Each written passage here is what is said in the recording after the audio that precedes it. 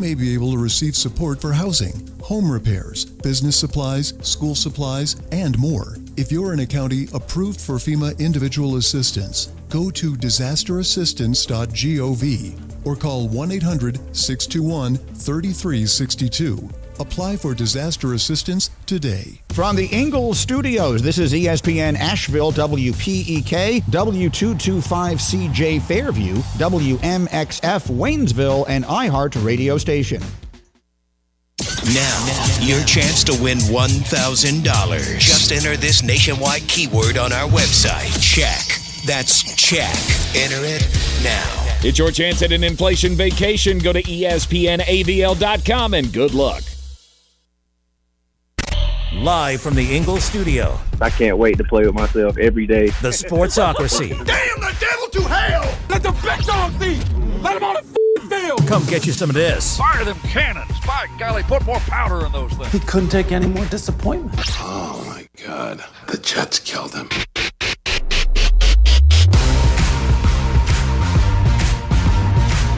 And welcome into the Sportsocracy. It is Power Rankings Tuesday! Yeah, we are live in the Ingalls studio on ESPN Asheville 92.9 FM, 880 AM, 1400. The Sportsocracy heard everywhere you go around the world on the iHeart Radio app, and we are seen everywhere on YouTube.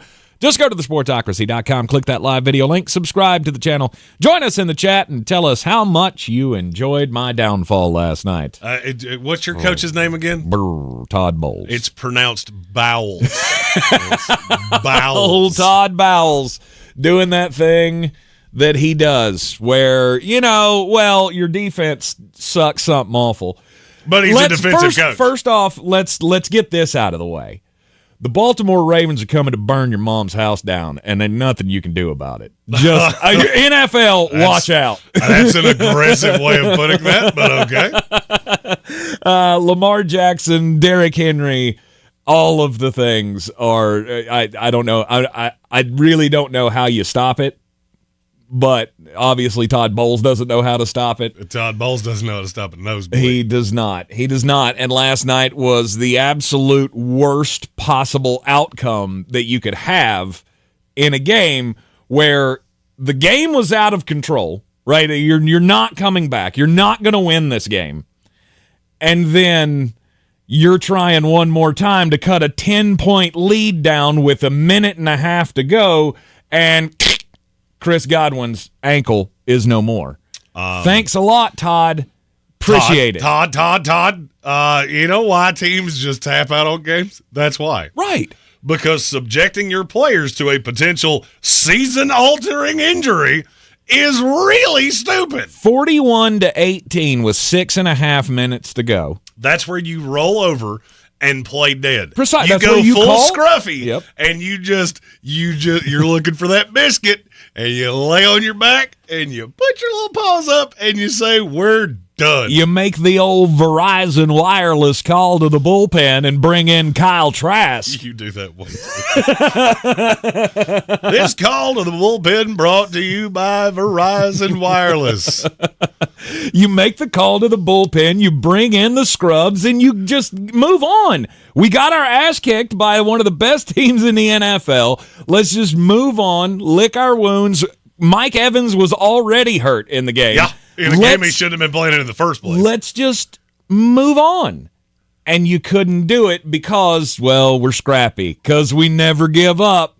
Right? Yeah. Baker's a gamer. He's got to go out there and get that rib broken one good time. Yeah. You lost both receivers. You got Baker hurt again. All right, I just want to take that term that you used, gamer. Yeah. All right, we use that a lot. Yes. And I'm just going to be real honest about what that term means. We always use it for the unathletic, little scrappy little white quarterback that runs out there and look, he can run. Yep. He can run and eat that. Mush his face. And Baker just has that never quit mentality in him, and that's why the fans love him. Now, they love the fact that when he trots out onto the field, he's going to come with that chip on his shoulder, and he's going to find a way to try to make a play. He can't always make the play because he's Baker freaking Mayfield, but still, he's going to go out, lower the shoulder, and give you everything he's got. And that is a bad situation to be in when it's 41-18 with 6 minutes to go. And you still got a division on the line. That's the thing. Yeah, there's a part of Gamer that people leave out, and it's really, really, really stupid. Yeah. All right, sometimes you have to know you're beat. Mm-hmm. And you were beat before you ever stepped foot on the field. Did you come out to a 10-point lead? My wife is like, hey, maybe Tampa Bay's better than you think. And I went, give it a minute. Yeah, it'll Just happen. give it a minute. Because you've had 2 fluky scores here in a row. Baltimore looks like they sleptwalk coming out of the locker room. Mm-hmm. And then what happened? Baker brought you right back into it. And all I could think about the entire time I was watching this game was that old Cat Williams line about a Chrysler 300. Okay. Yeah, it looked like a Phantom till a Phantom drive by. Baker Mayfield looks like an elite quarterback until you see him on the field with an elite quarterback. Right. And then you go, well, why does he look so small? And why is it that he always throws into coverage? And why is it that he doesn't look like an NFL quarterback? Because he's not one. Okay? There are 32 starting NFL quarterback jobs in the NFL. That does not mean there are 32 qualified starting NFL quarterbacks. If I'm being real honest, that number's about 15. And you don't think Baker is? No, one. I don't. I never have, and I never will. And you know why? Because last night, if you had even a modicum of intelligence of what Baker Mayfield was, and you treated him like who he is, that game would not have gotten as out of control as it did. Because you let him, whether it's Todd Bowles or Liam Cohen or whoever. I do love this narrative that Liam Cohen is this brilliant offensive mind. Meanwhile, you know he's not new, right? Like, this is not new information. We've seen him. We know what this leads to, and he's doing it again. And you just seem to want to put your fingers in your ears and go, la, la, la, Baker good.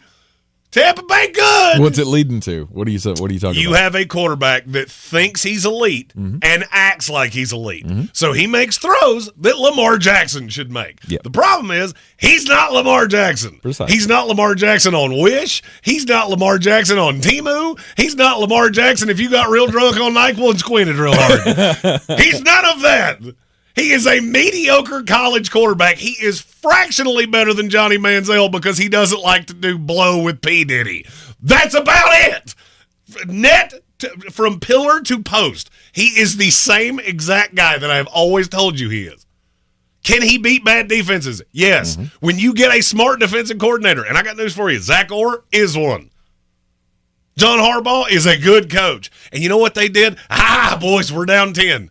It's 10-0, and this could get sideways. But there's the fact that they can't play defense to save their lives.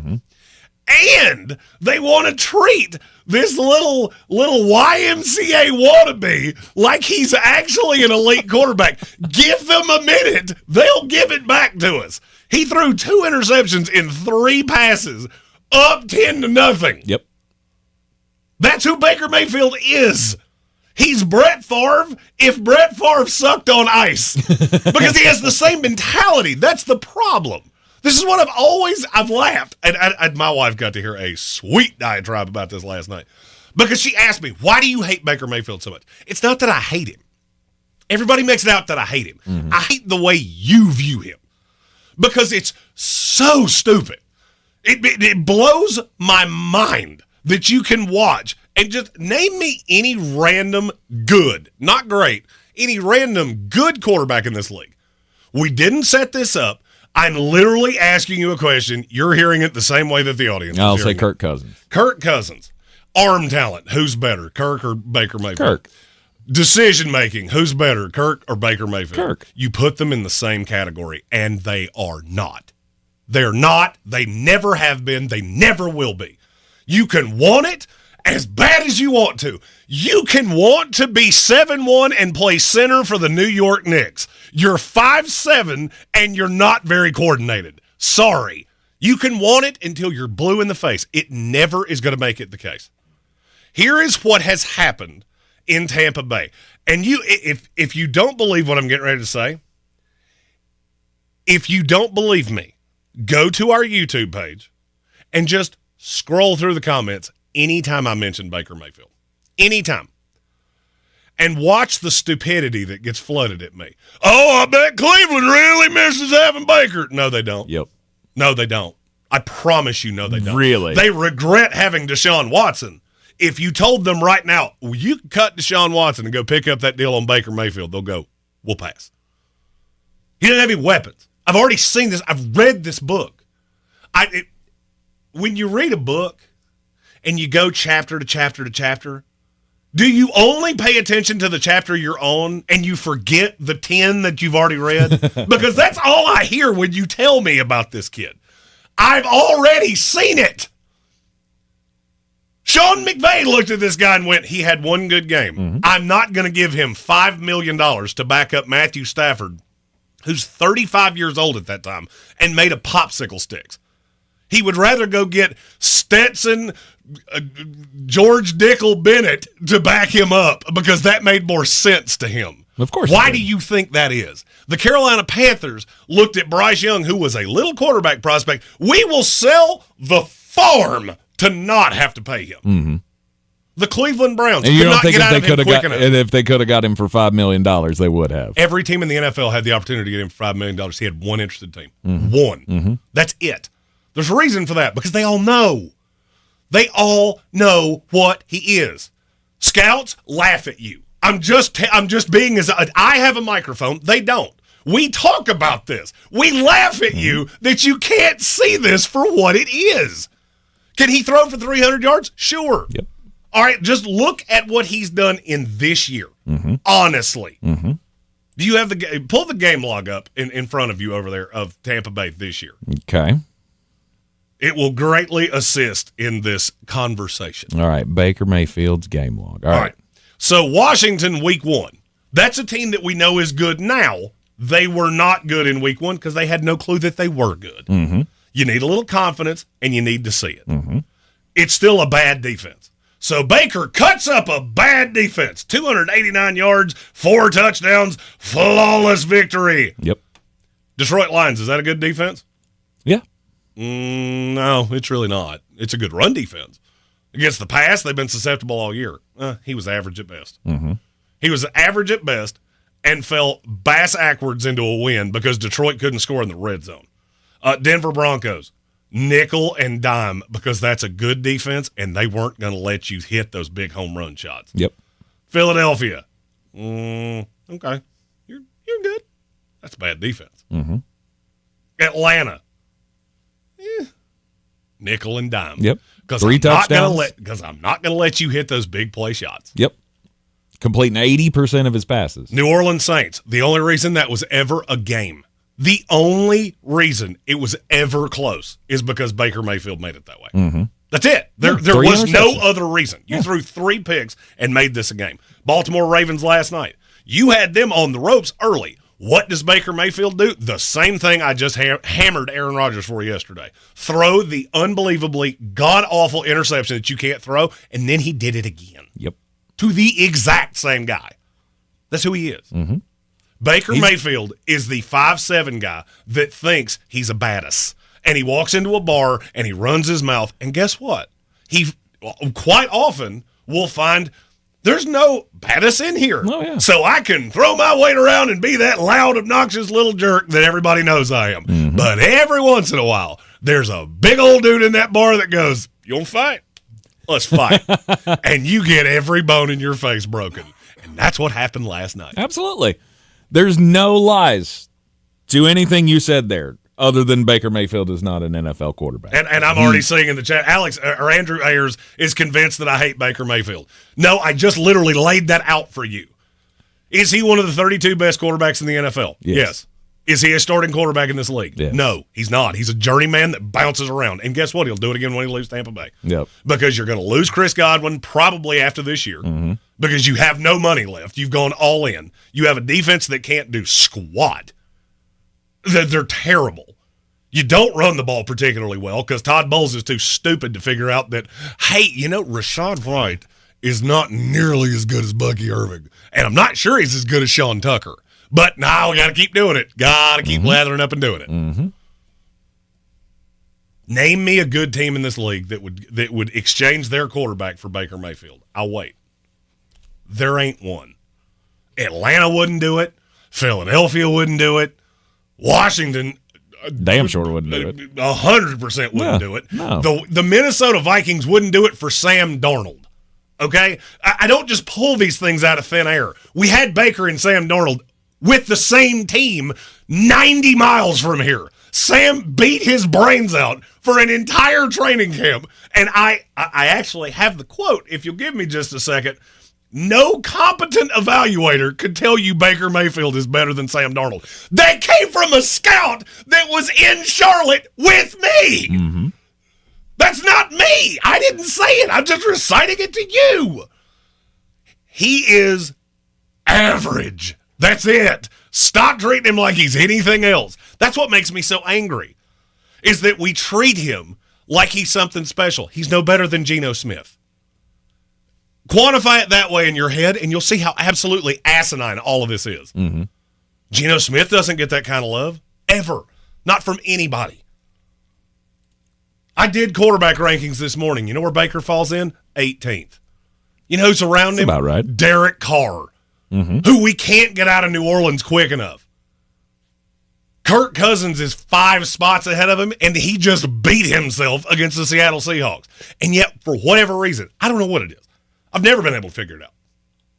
I think it's because he's short and he's just a gamer, and everybody looks at him and goes, hey, that looks like me out there playing quarterback in the YMCA, just chucking passes over them there mountains. That's the only thing I got, because nothing else makes sense.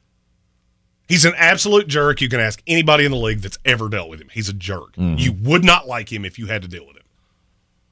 He's one of those guys you only like if he's on your team, because he's annoying, and he's brash, and he's arrogant. And he gets more FaceTime than any quarterback at that level in this league.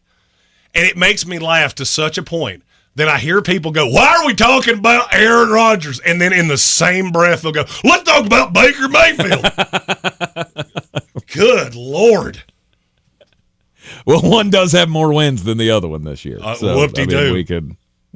Okay, Bo Nix has more wins than either one of them. You want to talk about that? Precisely. I mean, in a vacuum, I can make a stat tell you anything I want it to. Mm-hmm. It's just, it is what it is. Baker's lost his weapons, and now Tampa Bay is irrelevant. There is no hope. You can't score points without your stars. And without Mike Evans, forever, however long that's going to be, and without Chris Godwin for the rest of the year. Oh, now you're going to see what it really is. Now you're third, right? Now you're going to see Jalen McMillan running as your 2, who looked really good last night, by the way. And he's fine. And Trey Palmer is a fine little piece. And now you're going to see what stacking the box against Bucky Irving, because I'm not scared of anything outside of Mike Evans. Mm-hmm. Congratulations. Welcome to exactly what I told you was coming. Mm-hmm. And here is Todd Bowles once again, and we're all asking the same question. What the hell were you thinking? What the hell were you thinking? Down 3 scores, trying to come back in a meaningless ball game. It wasn't even I might even give you more credit here if it was a game against the Falcons, if it was a game against the Panthers or the Saints, and you absolutely had to have it for the playoff push. It was a meaningless game against an AFC opponent that you were absolutely trounced by, and yet you were so damn reckless that you put the entire season on the line. That is a fireable offense. No doubt. No, to me, Tampa Bay has been the perfect cauldron of dumbassery, using the word we use for this show, to lead to something like this. Now, I do want to address something that came up in the YouTube chat. James Potter said if he's one of the 32 best quarterbacks in the NFL, then he's a starter. No, because you're taking that too liberally. Let me ask you a question. And I hate to make this political, but I'm gonna. We have 100 U.S. senators. Do you think all of them are qualified? No. Because this is a country where James Fetterman, old Lurch himself, shows up and goes, I'm a senator. That doesn't mean he's a senator. It means he's a senator. Doesn't mean he's qualified. He got elected. Doesn't mean he's he qualified. Is a senator. You've got 32 spots that have to be filled. It's not like you can go, well, you know what? We couldn't find a starting level quarterback, so we're just going to start the running back. No, you got to have somebody to call the offense. Mm-hmm. The problem is that there's only a handful of guys that teams have committed to as though they are starters, and they are not. Even Jalen Hurts, even Trevor Lawrence, all of those guys. There's enough talent there to justify it. The difference between Baker Mayfield and, let me pick the most random name I could possibly think of, Gardner Minshew. It ain't that much. Weird. Gardner looks like an absolute train wreck with the Raiders because the Raiders are a train wreck. Mm-hmm. Baker looked like a train wreck with the Panthers and with the Rams and with the Browns. And then he goes to the Bucs where they do nothing but play bad competition because it's the worst division in the history of the NFL over the last 5 years. And all of a sudden he looks competent with a team that was built for Tom Brady to win Super Bowls. Now you get to see what it looks like with the rest of the contract, because now there's no Chris Godwin. Now you have this god-awful defense that can't stop anybody. Mm-hmm. Oh, we stopped the run so well. Do you? Do you? I mean, we did till it was Derrick Henry. And you did fine for 2 quarters. Mm-hmm. And I'll be honest with you, I think that was a masterclass by John Harbaugh. They were talking about that in the first half of Derrick Henry hadn't had less than 7 touches in a first half in 6 years or something like that. Right. And I was sitting there going, why would you do that? Why would you not? Oh, I know exactly what you're doing. You've got Big Vita Vea, who weighs 375 pounds, who's playing every snap. All you're waiting for is the 3rd and 4th quarter when he gets a little gassed, and here comes a very fresh bowling ball to run right through you. And guess what? Yep. That's exactly what they did. That's why John Harbaugh is a really good coach, and Todd Bowles is not. You're in the Sportsocracy, and this is ESPN Asheville. Don't go hungry in the wake of Hurricane Helene. Western North Carolinians who lost income and have disaster-related expenses can get help buying food with DSNAP, the Disaster Supplemental Nutrition Assistance Program. Get help even if you aren't enrolled in FNS or food stamps or didn't qualify in the past. Proof of identity is required. Apply now. Call 1-844-453-1117 or find where you can apply at www.ncdhhs.gov/dsnap. You can also get more information at ncdhhs.gov. The deadline is October 24th, and you can apply starting October 18th. Call 1-844-453-1117. That's 1-844-453-1117.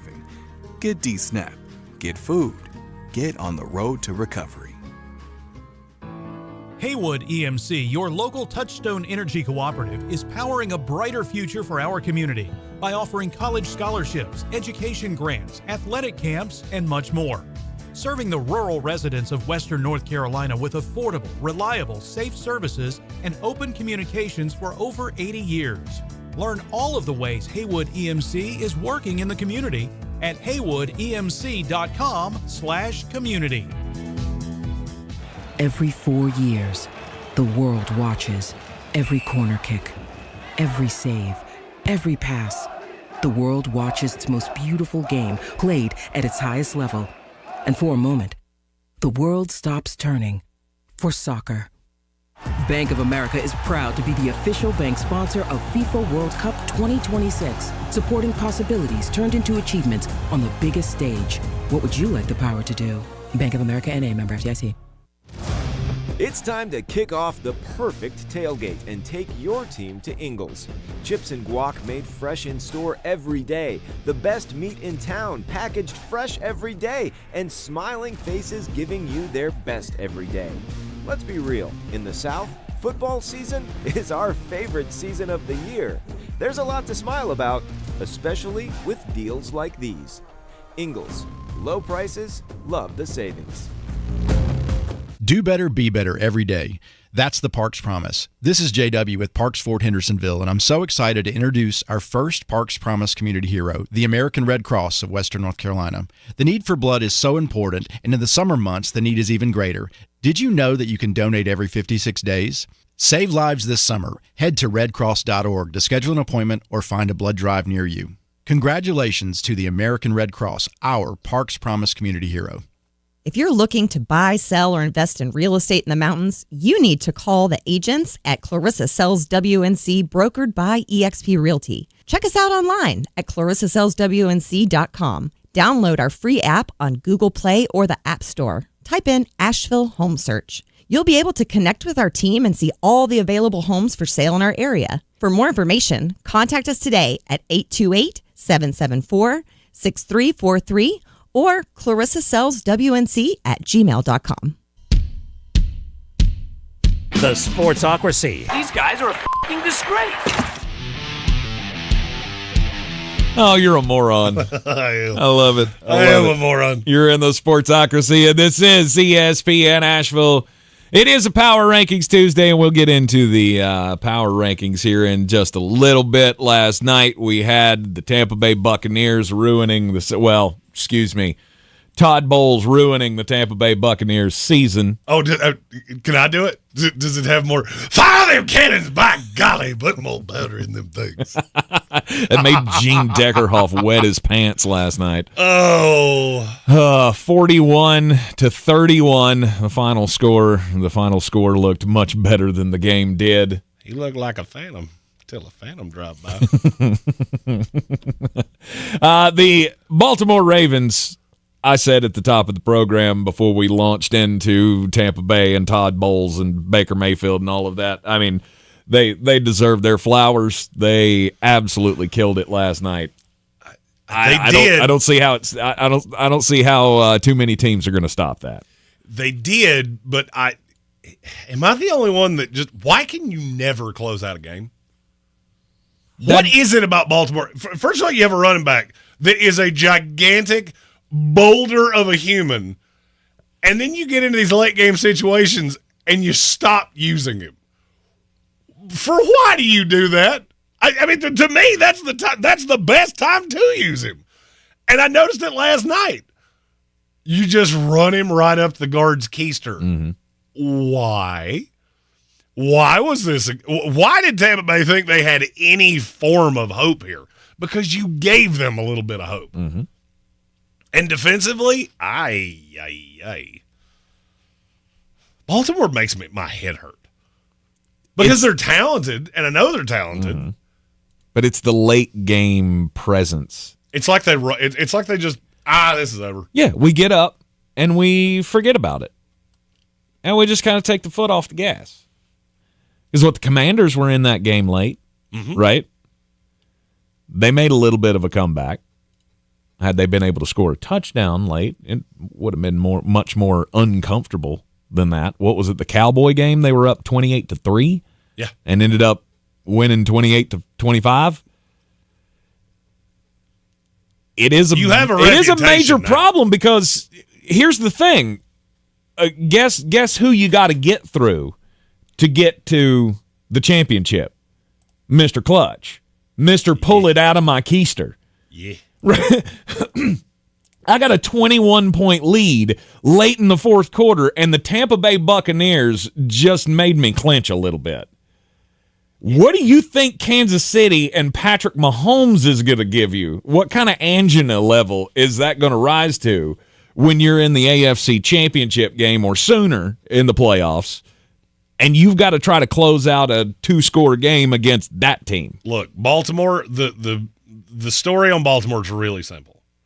We know you're going to be in the playoffs. Yes. There's a great chance you're going to win your division because I'm looking at your schedule right now and going, I don't see a lot of losses there. We're going to do power rankings in the last 2 hours, and they're going to sound a little different than they have in the past because that's what I did. I played out every game for the rest of the year. And guess what? Baltimore wins the division. Mm-hmm. But none of that matters. The question is, when we get to the playoffs, is Baltimore in a position to do that thing that they haven't been able to do, which is win a game in January. Win that game that you have to win. Don't just get a win. Get that win. And do you feel any better about them doing that right now than you have in the past? No. Neither do I. Neither do I. No, because I still have the same questions. I still have the same questions of, can you close it out? In theory, you should have fixed that problem with Derrick Henry. He's the ultimate closer. Mm-hmm. But now I have questions about your defense. And I don't know, and trust me, I know they're really good in certain spots, but I don't know that they're good from pillar to post.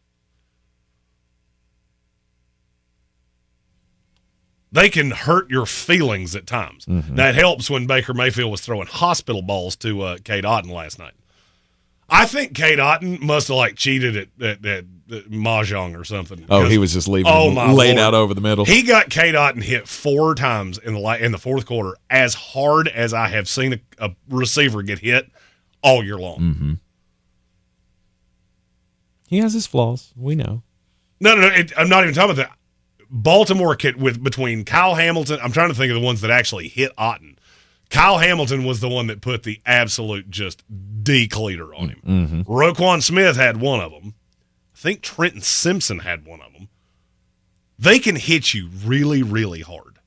The problem is that you seem to catch a lot of these passes on them, and then they hit you.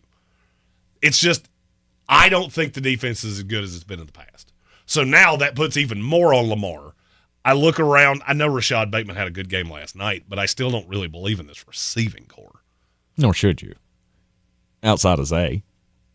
Who had one catch for 11 yards. And Andrews, who has all of a sudden just become the he's the touchdown vulture. Yeah, just find me 5 yards in. Yeah, he's the touchdown vulture. He's irrelevant between the 20s. Then we get down there and big dude right there. Right. There he is. And that's fine. Yeah. He had 2 more touchdowns last night. By the way, Tampa, you should cover him in the end zone. When you see 89 standing in the end zone, you shouldn't go, we're going to leave him right there. You don't catch touchdowns. Just let him have it. It'll be fine. There was one of them that he was double covered, and they went, nope, we're good. Let me guess. One of you is supposed to stay with him. I was going to say, let me guess. Was that an easy end play? Was that... He was one of them, I do believe. That guy finds himself in some precarious positions every now and then. And I go, I don't know what your job was on that play, but you seem to get confused sometimes. Ravens beat the Bucs 41-31. Ravens are 5-2 now, sitting atop the AFC North. There was another Monday Night Football game that I don't think should take too long for us to break down. Oh, I think it was as interesting as the first one. Did you really? Not necessarily because of the game on the field, but because of what you saw. You're in the Sportsocracy. It's ESPN Asheville 92.9 FM, 880 AM at 1400. Plus, when we get back, it'll be time to get just a bit outside. This is your Exergen Temporal Scanner weather forecast on ESPN Asheville.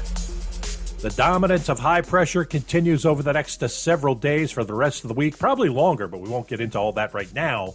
Looks like dry, mild weather continuing, kind of small little fluctuations in temperatures. That should about do it. Like today, 73 and tomorrow, 75. So only up a little by tomorrow, but still sunshine. Overnight lows in the mid-40s. Thursday, sunshine in the low 70s. Friday, mostly sunny, will bump to the mid-70s. From the Weather Channel, Ray Stajic.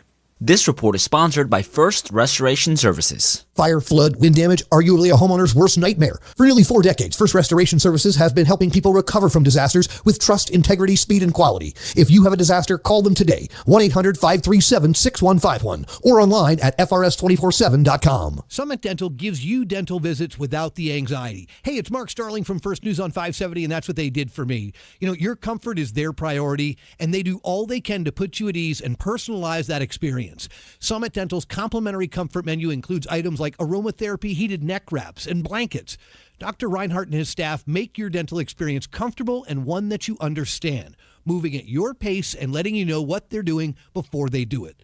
Learn more about why Summit Dental is 5-star rated on Google. The 2024 general election is right around the corner, and News Radio 570 WWNC is covering every angle of it for you. From the local elections right here in Western North Carolina to the state offices in Raleigh, and of course, the race for the White House. News Radio 570 WWNC is your official election information station. This football season, whether you're on the field chasing victory or cheering from the stands, Western Carolina orthopedic specialists are here to keep you in the game. From sports injuries to routine care, our team of experts delivers top-notch orthopedic and sports medicine care so you can stay strong all season long. Play hard. We've got your back. Western Carolina orthopedic specialists. Visit us online or call 828-452-4131. That's 828-452-4131. The new Luxe Cravings Box from Taco Bell. For $7, indulge in a Chicken Chalupa Supreme, beefy 5-layer burrito, and Doritos Locos Taco, plus chips and a drink. Get yours at Taco Bell for a limited time while supplies last. Price and participation vary. Excludes freezes. Tax extra. Showtime Sports and Mountain Graphics have teamed up under new ownership by an Asheville native to better serve our community with the finest custom apparel and unique branded items at the best price. Showtime Sports and Mountain Graphics can customize whatever you, your team, business, or local group may need through high-quality screen printing, embroidery, and laser engraving right here in Asheville. Free personal delivery within Buncombe County and a reduced delivery fee anywhere in Western North Carolina.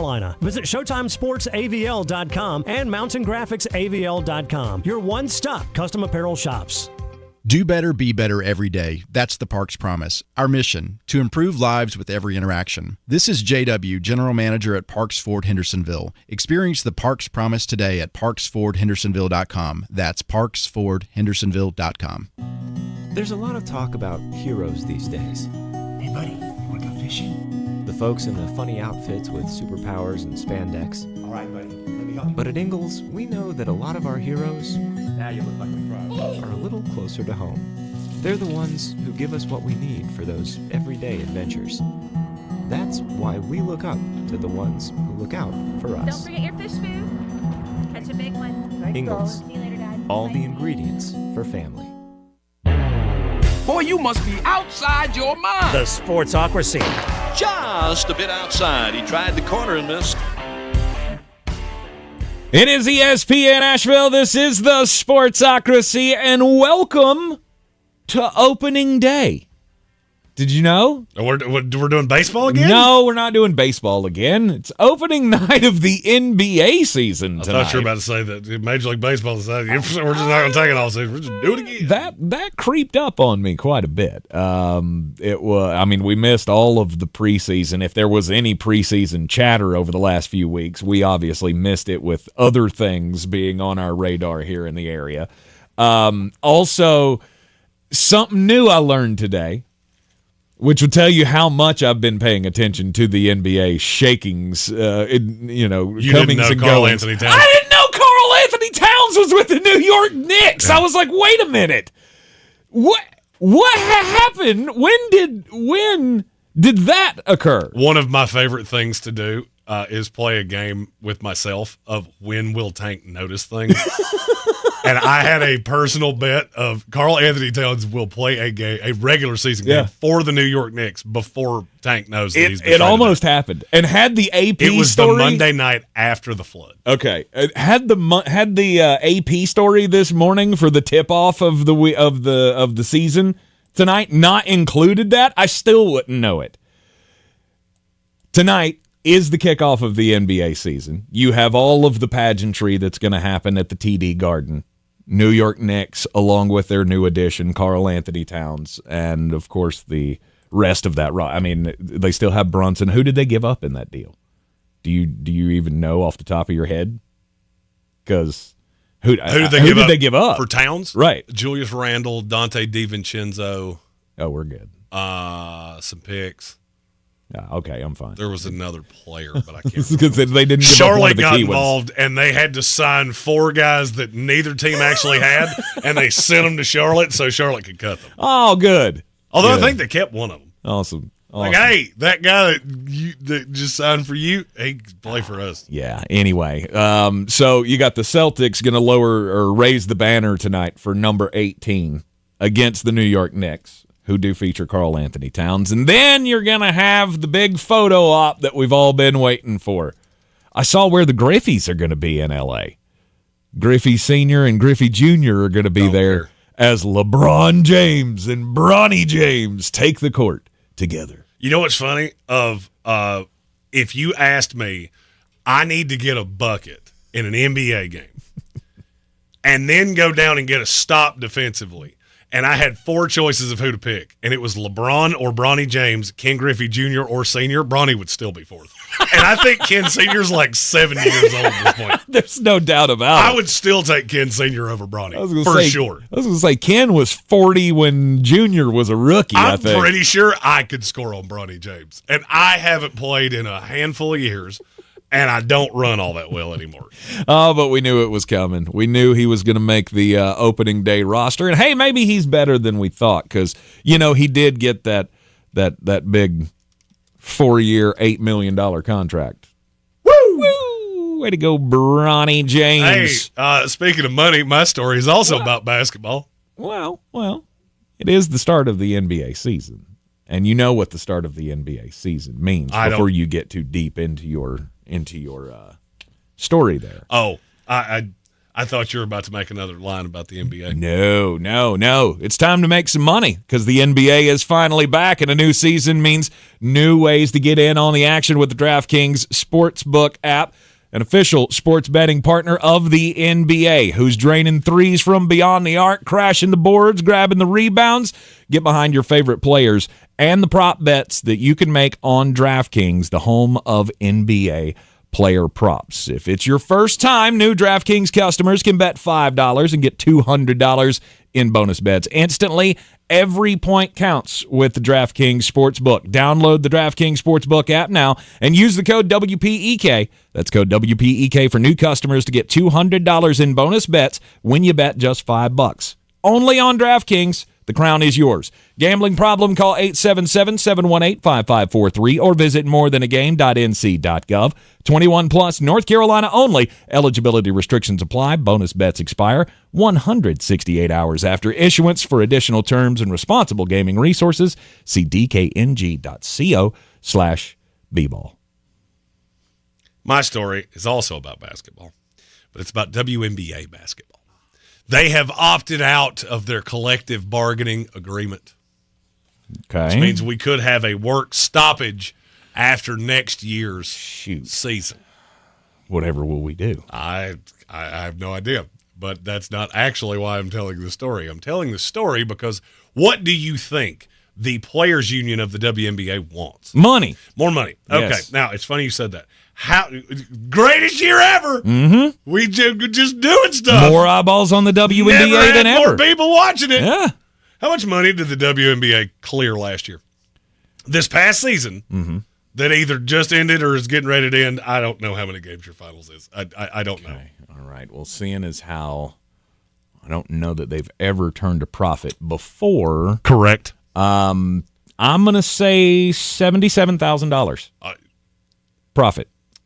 You're too high. Oh. You were too high when you said they turned a profit. Oh. Because for the 26th straight year, they lost money with Caitlin Clark and everything. Mm-hmm. Yeah. They were at one time projected to lose close to $50 million. Now it's just over $40 million loss. So allow me to ask the question. You want more money. Yep. How do you think that's going to, I mean, I get it.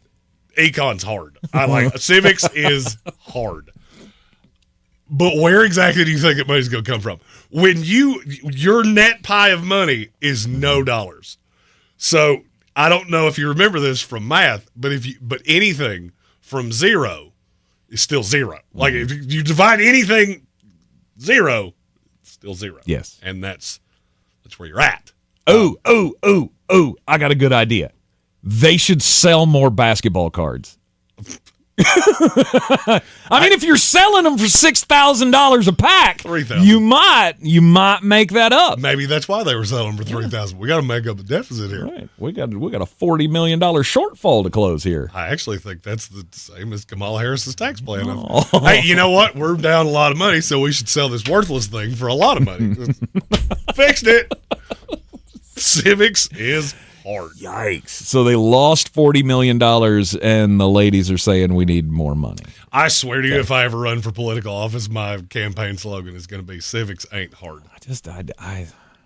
I get you love the sport, and you love to play the game. I want more money, too. I'm not worth more money because I don't make more money. Yeah. I make a directly apportionate amount to how much I generate. That's how, business works. Sorry. It makes me so angry. I get so tired of this. They deserve more money. We all deserve more money. Mm-hmm. Do you make more money? No. No, we don't. That's the end of that. Let me teach you a very basic premise.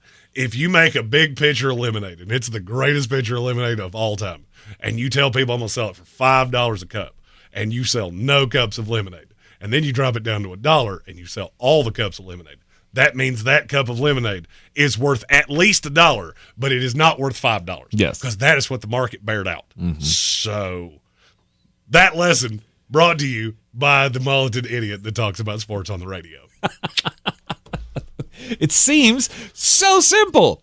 Monday Night Football last night, we had the doubleheader. Ravens beat the Bucks 41-31. The other game, far fewer fireworks.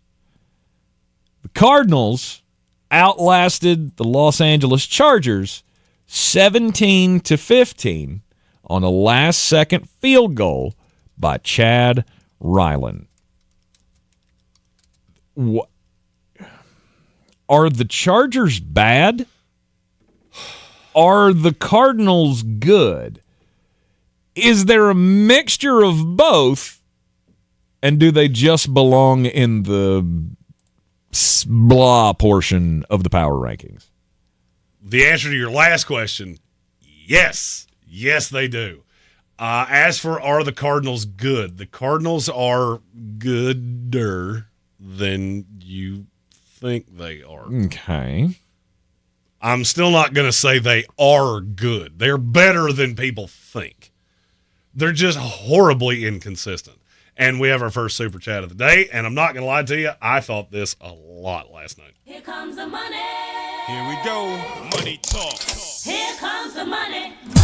It's from our buddy Soaring Eagle. He was messaging me about this last night, and the NyQuil had already taken over, so I was in no position to respond because I don't think you could have discerned the hieroglyphics that I would have sent back to you.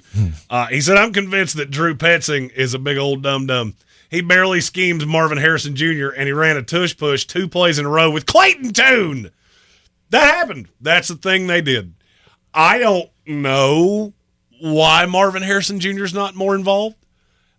It doesn't make a whole lot of sense to me. I will say this. He had a couple drops last night, and I feel like he's one of those kids that you've got to get him involved early. We've had that out of a lot of you. Jamar Chase was kind of this way. Mm-hmm. If you got him involved early and he stayed in the game and he never got frustrated, he was going to hammer you. Marvin Harrison Jr. is kind of striking me the same way. They've got to get him involved earlier. Even if it's just a simple, we're going to throw you a swing pass and let you try to produce something. Even if it's a 2-yard gain, you get him involved early in the game, and then you just kind of keep that going throughout because by the third quarter, he looked checked out. Right. Like he didn't want to be there. He was frustrated and irritated. That is a problem. Well, if I had watched more than 12 seconds of this game, I would probably feel the same way. Especially if I was a Chargers fan watching this going, why can't you score? Why does every possession end in a field goal or a fumble? This was my fear with the Chargers the whole time. And I said this in the offseason. I don't think you're very good. Because I look up and down your roster and go, what is it that I feel good about? And then I come back to, what's that name? Greg Roman. Ah, yes, the legend of Greg Roman. Could you pick a lane, please, of what you want this team to be? Because this is everything he used to do in Baltimore all over again. Mm-hmm. We're either going to run 500 times or we're going to give up and never try again. There is no in between. Mm-hmm. I do not understand how he has a job in this league. Well, he's a very I've always felt that he is a prisoner of the moment. If it's not working, I'm not going to keep doing it. Well, so if you're averaging 2 yards a carry, I'm going to rely on my arm. So you relied on the arm last night. Justin Herbert threw for what, 349? Yes. And threw it 40 times. And 40 times is fine. I have no problem with the fact that you threw it 40 times. You ran it 22 times for 2.5 yards a carry. Because at the end of the day, this team's just not super talented. You can pound bad teams. I thought, and I'll be honest with you, I picked the Cardinals to win this game because the line didn't make a lick of sense. I had no insight of, Arizona's going to be. No, the line stinks on ice, and I'm just going to roll with it because Vegas keeps burning me on these lines that don't make any sense. I figured you would be able to run it on Arizona. You couldn't. The thing that would be really unsettling to me is that you let an Arizona team that is fine run it down your cram hole. James Conner, over and over and over again. Kyler Murray with the big touchdown run untouched. I mean, there's nobody within 5 feet of him at any point. Yeah. And then you see him with the little Speedy Gonzalez just. I want a sound effect to play behind him when he runs because it's just like a little. He's just a little scoot. He is kind of adorable when he runs. He is. He looks like a little kid that's trying to avoid getting his keister busted by his mama. I think at points you could even see his helmet bouncing on his shoulder pads. Just like he looks like he looks like a little kid that stole a cookie off the counter and then went to my room. Nada. It was the only spark that they had, though. And either team had yesterday in the game. Look, this is the Chargers side of this is just it's what I've been trying to tell you. Everybody wants to make what I'm saying about the AFC about something that it's not. There are not 7 good teams in the AFC. There aren't. Mm-hmm. The Chargers are not good. They beat up on bad teams. We were in the stadium for one of them. I at no point looked at that Chargers team and went, "Man, you look like a juggernaut. You threw 22 passes." You're not going to win NFL games doing that. It felt to me like Arizona just saddled up and said, you're not going to beat us running the ball, and we're going to take our chances with Justin Herbert, which brings me to our next Super Chat from our buddy Pennywise. Here comes the money. Here we go. Money talk. Here comes the money. At what point do we realize what Justin Herbert really is? I don't think any of us are duped by what Justin Herbert really is. He's a stat accumulator that it doesn't really seem to lead to winning. I mean, be honest with yourself. Look at Justin Herbert's game logs. He threw 34 times against Denver. Mm-hmm. You got out to a huge lead and almost let them come back and beat you. The best games they've had, he threw it 20 times, 26 times, and you don't really have another one. I don't know what to do to fix this team. You don't have any receivers, first of all. That's the number one. You need to find you some receivers somewhere, some way, somehow. Obviously there's nothing you can do about it for this season, but moving forward, you've got to give him some weapons. This is Baltimore all over again. Well, all right. So, and I would agree with that, except for the fact that you have a couple targets that I believe in quite a bit.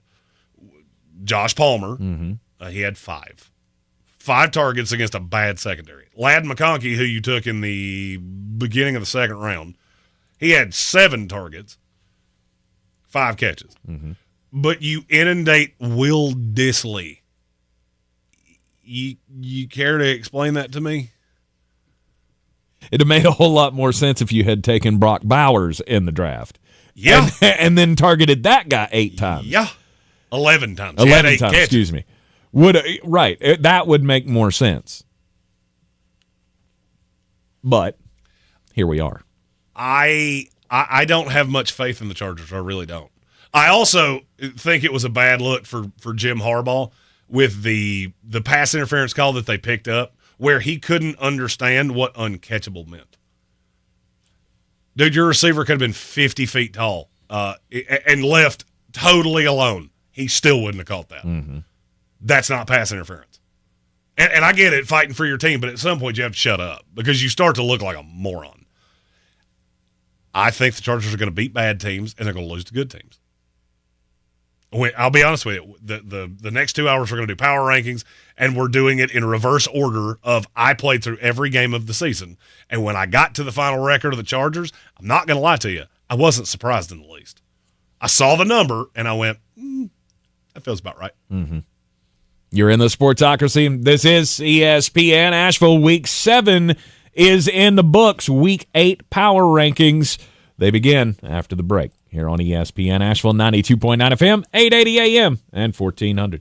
The NBA is finally back. A new season means new ways to get into the action at DraftKings Sportsbook, an official sports betting partner of the NBA. Who's draining threes from beyond the arc? Who's crashing the boards and grabbing rebounds? Get behind your favorite players with the prop bets that you can make on DraftKings, the home of NBA player props. First time, new DraftKings customers bet $5 and get $200 in bonus bets instantly. Every point counts with DraftKings Sportsbook. Download the DraftKings Sportsbook app and use the code WPEK. That's code WPEK for new customers to get $200 in bonus bets when you bet just $5. Only on DraftKings, the crown is yours. Gambling problem? Call 877-718-5543 or visit morethanagame.nc.gov. 21 plus, North Carolina only. Eligibility restrictions apply. Bonus bets expire 168 hours after issuance. For additional terms and responsible gaming resources, see dkng.co/bball.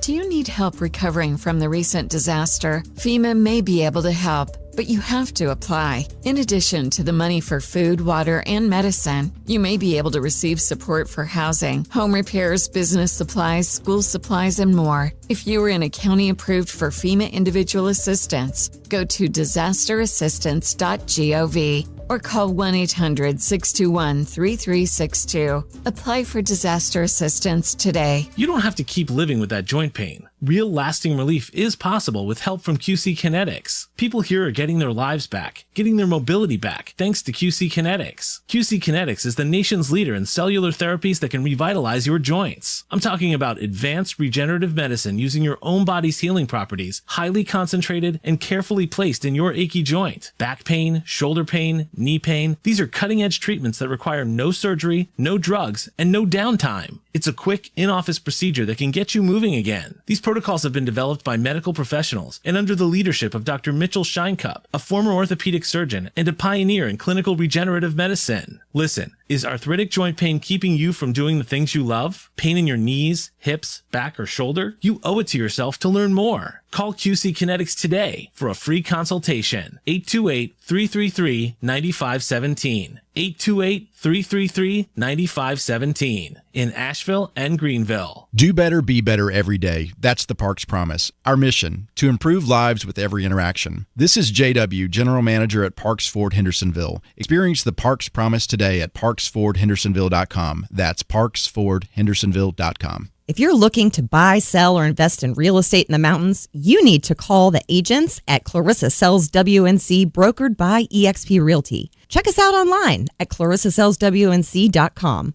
And did I mention that Clarissa Sells WNC loves teachers? We love teachers so much, we're giving back 25% of our commission at closing. For more information, contact us today at 828-774-6343 or clarissasellswnc@gmail.com. At Ingles, whether we're celebrating Friday night rivals, televising college basketball games, bringing the Fan Fest to semi-pro soccer, or taking you out to the ball game at your minor league park, it's all in the bag. Ingles, low prices, love the savings. This is your Exergen Temporal Scanner weather forecast on ESPN Asheville. The dominance of high pressure continues over the next several days for the rest of the week, probably longer, but we won't get into all that right now. Looks like dry, mild weather continuing, kind of small little fluctuations in temperatures. That should about do it. Like today, 73 and tomorrow, 75. So only up a little by tomorrow, but still sunshine. Overnight lows in the mid-40s. Thursday, sunshine in the low 70s. Friday, mostly sunny, will bump to the mid-70s. From the Weather Channel, Ray Stajic. This report is sponsored by United Federal Credit Union. This is Matt Sorrells at United Federal Credit Union here in Asheville. We're here for our community following the devastation of Hurricane Helene. To see how we can help, you can visit unitedfcu.com/North Carolina Relief or call 888-982-1400, insured by NCUA. Get on the campaign trail while you're on the road to work. Every morning, Mark Starling gets you caught up with the latest election coverage. On News Radio 570 WWNC. Western North Carolina's election station. Don't go hungry in the wake of Hurricane Helene. Western North Carolinians who lost income and have disaster-related expenses can get help buying food with DSNAP, the Disaster Supplemental Nutrition Assistance Program. Get help even if you aren't enrolled in FNS or food stamps or didn't qualify in the past. Proof of identity is required. Apply now. Call 1-844-453-1117 or find where you can apply at www.ncdhhs.gov/dsnap. You can also get more information at ncdhhs.gov. The deadline is October 24th. And you can apply starting October 18th. Call 1-844-453-1117. That's 1-844-453-1117. Get DSNAP. Get food. Get on the road to recovery. From the Ingalls Studios, this is ESPN Asheville, WPEK, W225CJ Fairview, WMXF Waynesville, and iHeart Radio Station. Now, your chance to win $1,000. Just enter this nationwide keyword on our website. Cash. That's cash. Enter it now. It's your chance at an inflation vacation. Go to ESPNAVL.com and good luck. The Sportsocracy. It fires me up, man. I love it. Say it one more time. The Sportsocracy. Shake it back! Beer City's best sports talk. It is gross. Just earlier. They are mature, actually. You just have to get to know them better. Your lunchtime dose of dumbassery. Live from the Ingalls studio.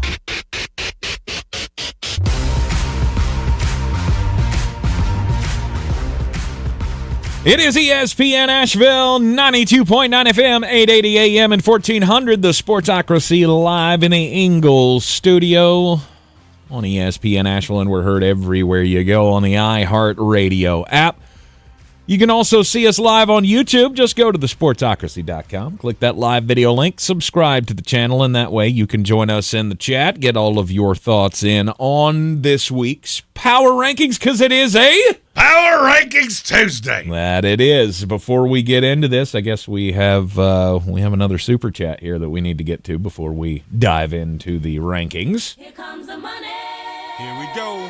Money talk. Here comes the money. And this one coming from our good friend Generations. I'm wearing my Jordans right now. He is. I actually noticed that earlier. Is there a valid reason that Brock Purdy is favored to win MVP over Daniels and Darnold on FanDuel currently? No, there is not. The only thing I can figure is that somebody I don't know. I don't know. Because if you're looking at those three guys going, he has the best chance, you were smoking hardcore recreational crimes. I would say Darnold's got to be my favorite out of those three. Jaden Daniels would be my favorite out of those three. To be the MVP? Yeah, it's the narrative. Tough to do. Well, and you also got to look at that Washington schedule. They play nobody, baby. Which Minnesota does as well. Yeah, but Minnesota's got to play the North division. Right. Jaden Daniels has to play the Dallas Cowboys and the New York Football Giants and the Philadelphia Eagles. Has that happened before? Have we had a Rookie of the Year and MVP in the same season? I don't think we have. No, CJ was he was in contention for it last year, and then he kind of took the nosedive at the end of the year. I mean, Jaden Daniels on DraftKings, which is the preferred betting source of this year program. Mm-hmm. Jaden Daniels plus 1,700. So is Darnold, and Brock Purdy is right behind them at plus 2,000. For point of reference, Baker Mayfield is right behind them. So I would say once you get past Sam Darnold, you just cut that bad boy off. You got a 2-horse race here for MVP. I will say I look at Saquon Barkley at plus 10,000 and go, I've seen me do crazier. Could it be that? I mean, It's been a long time since we've had a running back. If the ACC, good Lord, if the AFC gets really muddled and Philadelphia winds up as the 1 seed in the NFC, right, and Saquon has, I don't know, we would have to break the rushing record, I guess. Even then, he'd probably be offensive player of the year instead of MVP. Yes. But at plus 10,000, it's worth a shot. 10,000 off $100 wager, that's 100 times your money. Math is hard, but 100 times 100 is 10,000. So the answer to the question is no, there's no good reason that FanDuel should have Brock Purdy favored over Jaden Daniels and Sam Darnold to win the MVP. No. This week's power rankings were done a little bit differently. This is not just the head-to-head who would beat who if they played on a neutral field like we usually do. Not a lot changed there. And so for me, you've got the 4 legit Super Bowl contenders. The Meaty Clackers, which goes from, 5 to about 24. And then 8 just garbage water teams. Right. So this is the damn near midway of the season final prognostication power ranking. I used playoffpredictors.com to pick every game. I did this the same way we do before the season. And I have the results here in front of me of the worst teams in the league, your playoff teams and all those, and that's how we're going to do the power rankings this here week. Okay. So we start with the worst team in the NFL. Tank, do you have a guess as to who that team would be? My guess would be the New England Patriots. You were wrong. They are 5-12. Oh. They play some really weak teams late that are going to be out of it, and they're going to try to develop Drake May. Okay. So they may come up with some wins late in the season. I think New England, they'll win some games that maybe they shouldn't. Is it the Carolina Panthers? You're getting closer, but no. Oh, wow. Panthers are 3-14. We have one team that is 2-15. Holy smokes. It's got to be the Cleveland Browns. The Cleveland Browns. Oh, shoot. No faith that Jameis Winston can win a couple of games? Not really. No. Because look who he's throwing to. Cedric Tillman. He looked like a thing on Sunday. He's fine. Your defense isn't good enough, and look at who they play. Mm-hmm. Their schedule is evil. You play the Ravens, that Chargers team that I don't think is good, but I think they can beat you. Right. The one win I had them having was at the Saints, and I'm not going to lie to you, I even looked at that and went, I'm not sure. They've got the Chargers and the Saints. They got the Broncos, trip to Denver. Yeah. They play the Steelers twice, the Chiefs, Bengals, Dolphins, and Ravens. Yeah. Where in the world are the wins there? The Dolphins, they might have a chance. You never know what's going to happen with Tua. You may Tua. have sat Tua by that time, but I don't have it going that way. Right. I played this out as though Tua would be healthy and hunky-dunky, and that the Dolphins would still have a shot at the playoffs. So Cleveland's prognostication for the rest of the year for their final record, 2-15, with the number 1 pick in the draft. They would have the number 1 pick in the draft, and I feel pretty sure that they would just go, Cam Ward. Yep. Do you? Well, it's Cleveland, so no, I don't.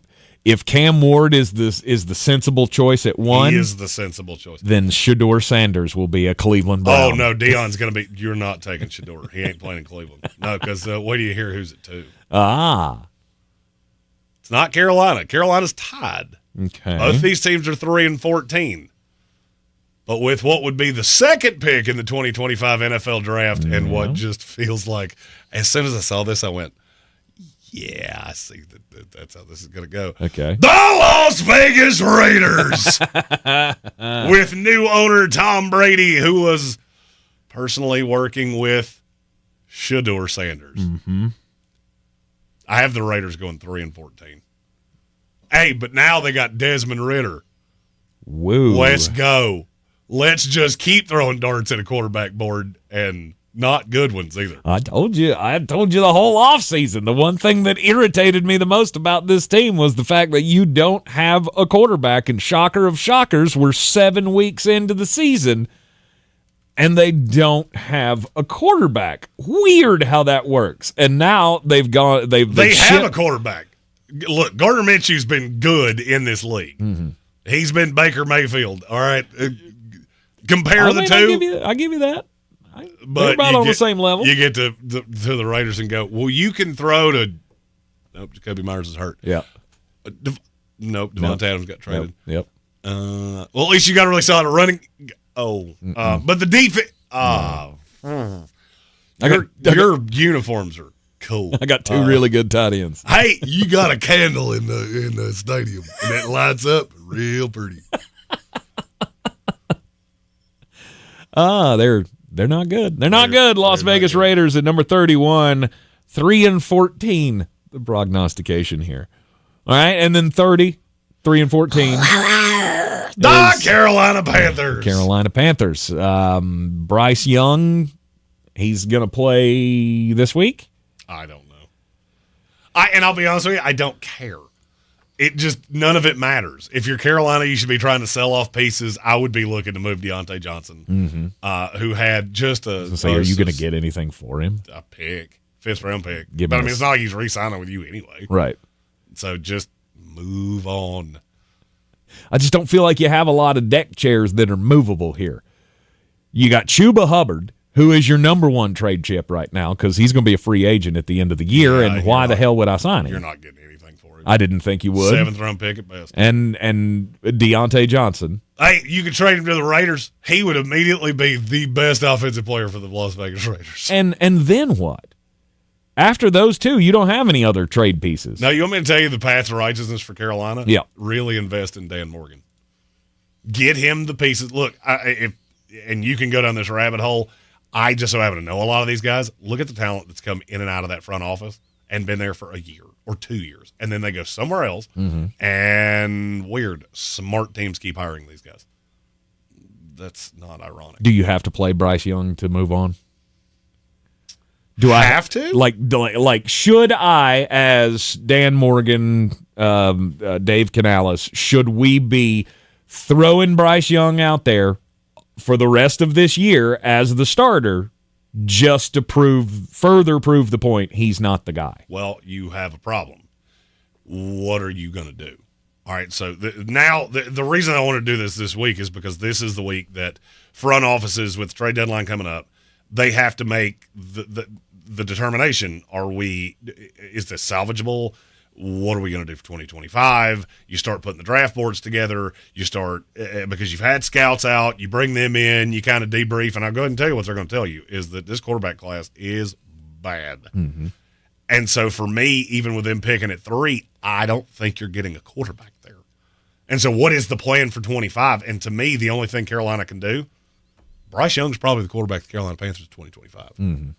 I don't really see a way around it. We've never had a number 1 overall pick that didn't make it that far. So I have a funny feeling if they think he is at a place where playing him is not going to stunt his growth more, or they believe that he could grow from being inserted back into the lineup, that he'll play. Yeah. If not, they're going to keep him in mothballs, try to get him to learn from Andy Dalton, and lather him up for 25. Look, you have to build some hype at some point. The problem is if you chuck him out there and he's every bit as bad as he was or worse, then now you go into 25 trying to sell this, and I don't know how you do that. You don't have a situation where a quarterback can succeed. I don't care who the quarterback is. No, and it's not at this point. It's not about succeeding. Success has to be in building, right? In getting the kid the reps, getting him more familiar. I don't know if you served your purpose here, right? Did you serve the purpose over the last 5 weeks of playing Andy Dalton to give Bryce that little cushion, whatever he needed, whatever this was, whatever this experiment turns out to be? Has it been enough, and when do you bring him back into the fold? Because if he's your plan for 2025, then I'm on the side. Choice. Then I'm on the side of play him now, play him often, get him as many reps as you can. All right, let me ask you this. Which one's more palatable? You go into 2025 with Bryce Young as your starter, or you give a $5 to $8 million lifeline with bonuses to Daniel Jones? Yeah. Because that's really your two options. Mm-hmm. And I I wouldn't hate that. Because I'm not giving trade capital up to get somebody else. Bryce Young is still a better prospect than anybody else you're going to bring in. And you have to understand that you have to give up first-round pick to use on that prospect, whoever they are. Carolina's path to righteousness is you go into this class and you go, we're taking the best player on the board every single time we're on the board because there's no position that we are good enough to look and go, we're done. Yep. Ike Mekwonu has got to move into guard at some point. He has to. You do not have a left tackle. There are 3 of them in this class. Travis Hunter very well could be on the board for you right there. And that's just how you're going to build this team out. I'm going to take the best player. It's going to take 3 years because they are at such a talent deficiency that it is pitiful. I, who evaluate a bajillion prospects a year, am watching Panther games going, who is that again? That's a bad sign. At number 29. You have a 3-way tie here. The New Orleans Saints. You're awful. And I feel like you're hopeless. I feel like the 4 teams I've said right now are just completely hopeless. For this season or for the foreseeable future? For the foreseeable future. The Saints are still killed against the cap because you've just kept kicking money down the road. Yeah. At some point, you have to zero out. And I think the zero out is next year. Because, ask yourself this question. Of the jobs that are going to be open, is New Orleans even attractive? No. It's not. You're tied, quote unquote, to a quarterback. You've got a high-priced running back. You've got one weapon that I even really value, which is Olave. Because Shaheed's hurt. You have no idea how he's going to come back from that. And then defensively, you're old. And you're expensive. If I'm New Orleans, I would tear this down to the studs. If somebody would give me something for Marshawn Lattimore, I'm listening. Demario Davis, I'm listening. Cameron Jordan, I'm listening. Because you're in trouble. And this is not good. We've talked about New Orleans, how you've kicked this can down the road. We've talked about this for 4 years. Yep. Well, the rubber's met the road. Absolutely. It's come to fruition. Finally, the talent deficiency or the aging of this team has now taken over. And your defense is not what it once was. Nope. Your offense is not good. You've got to time this to win this division's winnable again, too. Because, I think Tampa Bay is out of any form of window. Can they win this division this year? Sure. You'll get slaughtered in the playoffs if you made it. Right. But you're going to get expensive, and you're going to start losing players, and I'm not really worried about Tampa Bay. Atlanta has 2-ish years. You and Carolina are on about the same time frame of rebuild. I've got to rebuild better than Carolina does. And then hope by the time I do that, I'm the class of this division, and that's all I can see for the foreseeable future. Yep. You're in the Sportsocracy, and this is ESPN Asheville, 92.9 FM, 880 AM and 1400. The final projected record for the New Orleans Saints is what? 4-13. 4-13. You said there were 3 other teams tied at 4-13? 2 of them.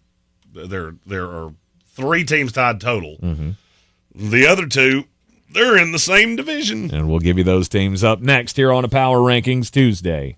High prices are like a money vacuum sucking your wallet dry. No! But don't fret, you could win our inflation vacation. $1,000 to ease your money woes. Woo-hoo! Listen for chances to win every weekday. Explore a career as a correctional officer. NC Department of Adult Correction is hiring with a $10,000 sign-on bonus. Becoming a correctional officer can be a rewarding first step along a criminal justice career. Visit dac.nc.gov/cojobs. FEMA disaster assistance may be more than just the first check you receive. There's also assistance for temporary housing, home repairs, moving costs, rental assistance, and more. But you have to apply. If you are in a county approved for FEMA individual assistance, go to disasterassistance.gov. Call 1-800-621-3362 or find a disaster recovery center at fema.gov/DRC. Apply for FEMA assistance today. Don't you wish your life came with a warning app? Stop. That dog does not want to be petted. Just a little heads up before something bad happens. Move your coffee cup away from your computer. Oh, no. So you can have more control. Stop. You're texting your boss by mistake. Uh-oh. Well, life doesn't always give you time to change the outcome, but prediabetes does. With early diagnosis and a few healthy changes like managing your weight, getting active, stopping smoking, and eating healthier, you can stop prediabetes before it leads to type 2 diabetes. It's easy to learn your risk. Take the 1-minute test today at doihaveprediabetes.org. Warning. The cap is loose on that ketchup. You have the power to change the outcome. Visit doihaveprediabetes.org today. That's doihaveprediabetes.org. Brought to you by the Ad Council and its prediabetes awareness partners. Spooky hits, commercial free. That's Halloween radio on the free iHeart app. This spooky station is filled with non-stop Halloween hits. Open the free iHeart app, search Halloween radio, and listen now. Free never sounded so good. If you're looking to buy, sell, or invest in real estate in the mountains, you need to call the agents at Clarissa Sells WNC, brokered by eXp Realty. Check us out online at clarissasellswnc.com. Download our free app on Google Play or the App Store. Type in Asheville Home Search. You'll be able to connect with our team and see all the available homes for sale in our area. For more information, contact us today at 828-774-6343 or clarissasellswnc@gmail.com. Showtime Sports and Mountain Graphics have teamed up under new ownership by an Asheville native to better serve our community with the finest custom apparel and unique branded items at the best price. Showtime Sports and Mountain Graphics can customize whatever you, your team, business, or local group may need through high-quality screen printing, embroidery, and laser engraving right here in Asheville. Free personal delivery within Buncombe County and a reduced delivery fee anywhere in Western North Carolina. Visit ShowtimeSportsAVL.com and MountainGraphicsAVL.com, your one-stop custom apparel shops. At Ingles, whether we're celebrating Friday night rivals, televising college basketball games, bringing the Fan Fest to semi-pro soccer, or taking you out to the ball game at your minor league park, it's all in the bag. Ingles, low prices, love the savings.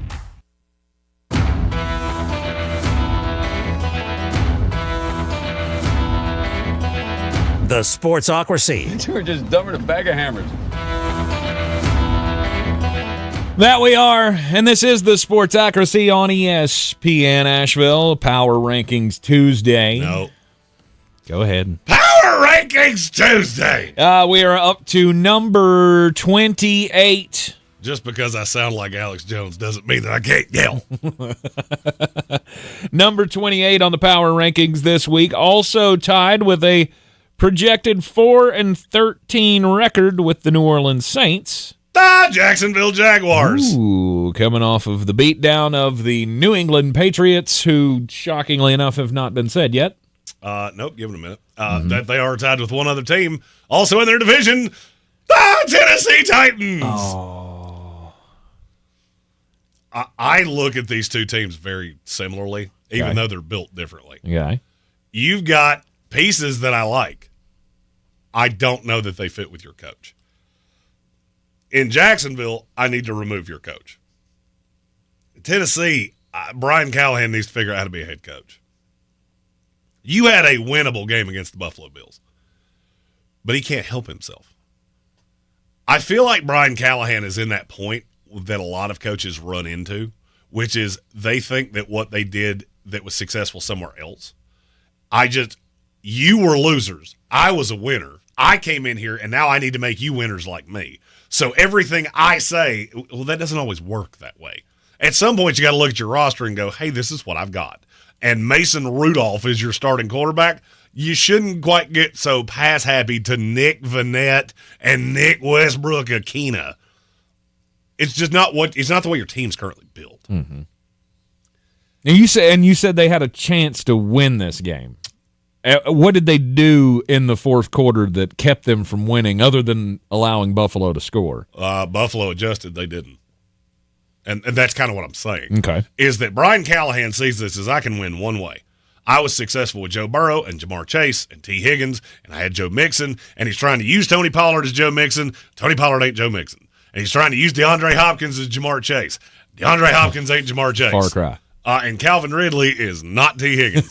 So you're going to have to figure this out. And I was going to say, and Will Levis or whoever you're using at quarterback is more than a stone's throw away from Joe Burrow. Will Levis is not the only problem with Tennessee. I mean, I'm here to tell you that ain't the only problem. He has been a problem, but he gives you the best chance to succeed. And it was really obvious with Mason Rudolph you're just so physically limited that it's pitiful. Tennessee Titans, Jacksonville Jaguars, New Orleans Saints, all projected to finish 4-13. Oh, and Jacksonville, you want me to say something nice about you? You are one of the more intriguing jobs for a potential head coaching candidate. But you beating New England means literally less than nothing to me. Yeah, as it should. Number 26. This is where we get into the 5-12s, and there's only two of them. The first one, the New England Patriots. I don't think that team is as bad as other people do. I saw Bill Belichick coming out talking about, don't call his players soft. Well, they played soft against Jacksonville. The defense is not as good as you think it is, but the offense is better than you think it is. Not saying any of it's good, but I've seen enough in Drake May to go, that's your guy. I mean, you got to realize they play the Titans, the Rams, who will probably still be hurt, the Colts, the Cardinals. There are winnable games on this schedule. I also have them winning a meaningless game against the Buffalo Bills at the end of the season. So if you're wondering why they had an extra win, that's why. Right. Because I don't look at the standings, but I can go, I feel like Buffalo hasn't lost a game in 8 weeks. So I'm going to say they probably locked up this division, and they probably play Mitch Trubisky. And that's what it did. It's quite possible. New England as the first 5-12 team. Number 25. The New York Football Giants. Seems like 5-12 is a little lofty for this team, in my opinion. How do you get there? I don't disagree with you until you realize that they've already got 2. And then you look at, you play the Saints, you play the Colts, you play the Cowboys, who I don't think are good, you play the Panthers. The Giants have winnable games. I actually won't be shocked if they finish better than this because they do have one unit that is elite. The front 7 of the New York Giants is elite. The problem is the back half is awful, and you couldn't score. I go back to that magic. You are the magic guy at the bar that's like, how did you get this quarter behind your ear? That will work every once in a while. It's just probably not in anything that you would be proud to tell your friends. I did not realize that they were that bad offensively over the weekend against Philadelphia. Obviously, 2.2 yards a play. Obviously, I saw the final score, 28-3, and we went, okay, that was a domination. No real surprise there. But then when you dug into it to find out that they punted 11 times in that game, and never did they have a possession that went for longer than 21 offensive yards. That is horrific. Yeah, it's real bad. And in their last 29 possessions of football, they have scored 1 touchdown and 2 field goals. Woo! In 30 possessions almost. Woo! Woof. Major problem. And 5-12, we're resetting after this year. For sure. Brian Daboll's in trouble. Everybody's in trouble. Yes. Top down, clean house. But it's still the New York market, and it's still going to be attractive to somebody. Yes, it will. At number 24. Now we get into these who just completely ignoring the Indianapolis Colts. For the same reason that I'm ignoring the New England Patriots. Because you're not good. What's the redeeming quality? Jonathan Taylor.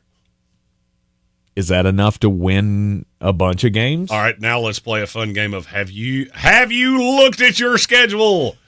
The next 5 games. At the Texans, at the Vikings, Bills, at the Jets, Lions. You will get deep fried in 4 of those. So glad you changed the last word of that because that's not usually the word you use. Oh, yeah. And I had a little angina for a second. Yeah. No. This is where it ends. Well, that's how that Okay. line's supposed to go. It's just funnier the other Now, way. you go 0-5 over the next 5 games. Nobody's going to bat an eye at that Then because you're you 4-8. play you play all good teams. Then after that, you got winnable games. Yeah, you won't you're not beating Denver in Denver. You're not beating New England in New England. Then you end out with the Titans, Giants, and Jaguars. Cool. You win 2 of those 3, you finish 6-11. Mm-hmm. And that's exactly how I have it going. I have them losing the next 7 games. Yeah. Look, Foxborough in the cold is tough, especially for a quarterback that's never played in the cold. They're just not good. You're trying to run some glorified version of the Veer with Anthony Richardson. He can't throw. Now, if you told me that Joe Flacco played for the rest of the year, all right, now we can talk. Oh, now you're going 7-10? Sorry. I just apologize How to are my you microphone alive? stand. How are you alive? Sorry, microphone stand. I hit you. Sorry, inanimate object. I hit you. And how do you not fall down more?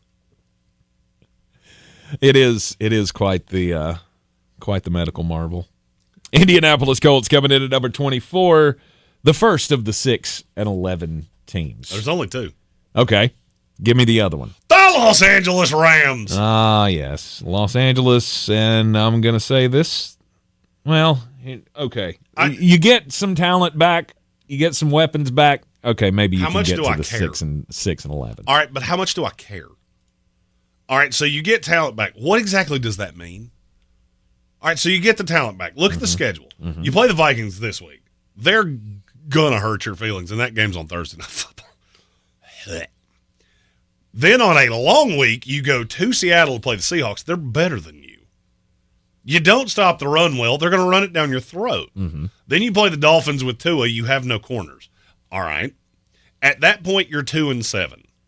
Do you not think at some point Sean McVay shuts this down? Because I do. Shuts Matt Stafford down? I'm not going to say shut Stafford down, just shuts down bringing back Puka Nacua or Cooper Kupp. Why would I risk it? I mean, because even then, over the course of the end of the schedule, you still have to play the Eagles. You play the Bills, at the 49ers, the Jets, another one with the Seahawks, one with the Cardinals that's not going to be a walk in the park. Mm-hmm. You got one at the Patriots in Foxborough. What's the high side here? To be honest with you, I got to the end of this and went, damn, how did I have them winning 4 more games? Because I don't see 4 wins on the schedule. I know that I had them beating the Saints, but other than that, I don't see a lot of wins. I even had you going into Foxborough and beating New England, which is not easy once it gets cold. I would say those 2. And then probably what? one against the Seahawks. And then after that, the Cardinals. There's a path. There is no coach in the NFL that I would look at as more likely to go, nope, we're shutting it down. We're going to get the better draft pick. We're going to see this. We're going to forward see this than Sean McVay. I'm not a threat to anybody. Even if I run the table at 2-7 and go 10-7 and get into the playoffs, could we beat anybody? No. Which is better, to have a pick in the top 5 or to go into the first round of the playoffs and get annihilated? Because we went on the most historic, unbelievable run, beating 6 of 8 teams that we had no business beating. Or does it make more sense to roll over? Yeah. I'm not 100% sold. And I've heard this on some fan blogs and things like that, and I usually give no credence to that. I would not be shocked if teams had called on Matthew Stafford, and I would not be shocked if he listened. Interesting. At some point, you have to look at it and go, I got a late 30s quarterback that's not going to age particularly well. He's a bigger guy anyway. Mm-hmm. Had injury issues his entire career. When do I start looking at the future? And if you look at the way that division's laid out, I think Seattle's kind of pot committed to what they are. They are better than you. Arizona's in year 2 of a rebuild, so they're probably a year ahead of you. But you also have a really smart front office that's done a good job of finding guys in the 3rd, 4th, 5th, 6th, 7th round. What happens when we give them actual capital? Yep. And I do think the Rams are going to do that at some point. And the San Francisco 49ers are about to fall off the world. They're going to have to retool and become the new, Kansas City Chiefs or whatever. That is something that front offices, when I have talks with people around the NFL, timelines get mentioned a lot. Of you look at the window that a team has to be really competitive.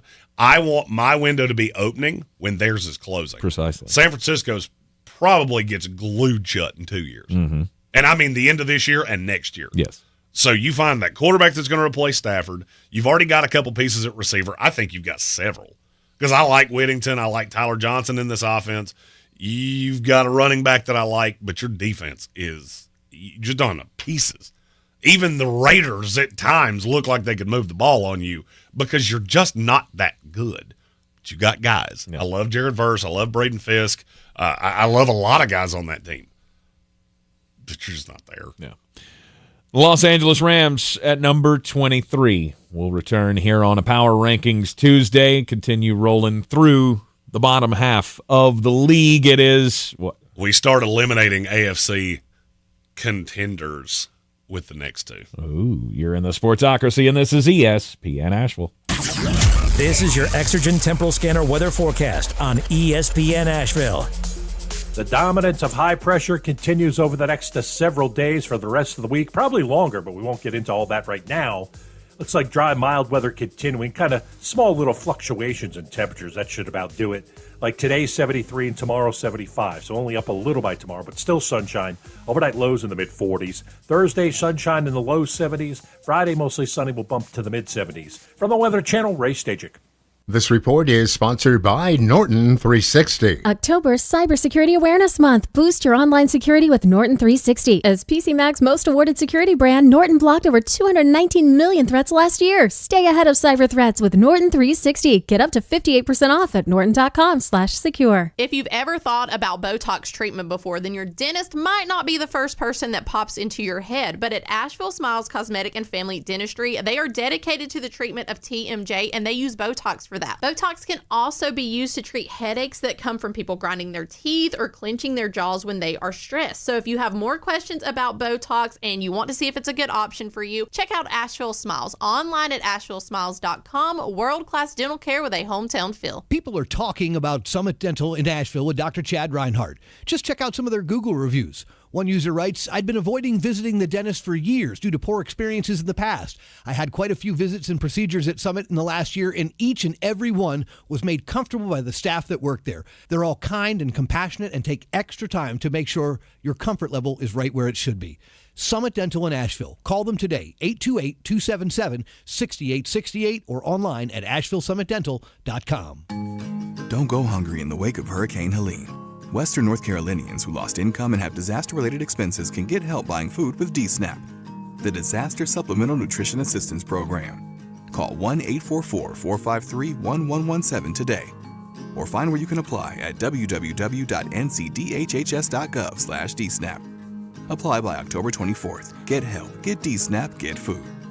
1-844-453-1117. Do better, be better every day. That's the Parks Promise. Our mission, to improve lives with every interaction. This is JW, General Manager at Parks Ford Hendersonville. Experience the Parks Promise today at parksfordhendersonville.com. That's parksfordhendersonville.com.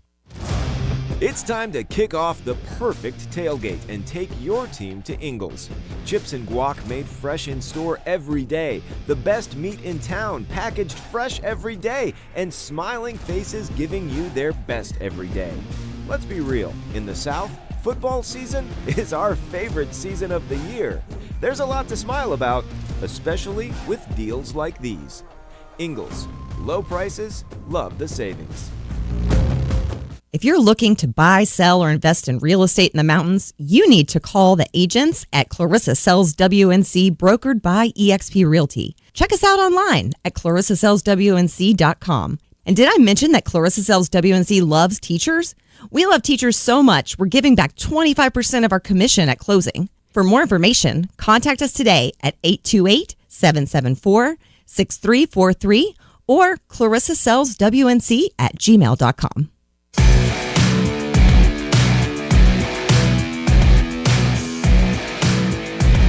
The Sportsocracy. These guys are a f***ing disgrace. We're back in the Sportsocracy on ESPN Asheville. I can't let this go. He's so upset with me. The break, Tank said, without a doubt, the craziest thing anybody has ever said to me. Mm-hmm.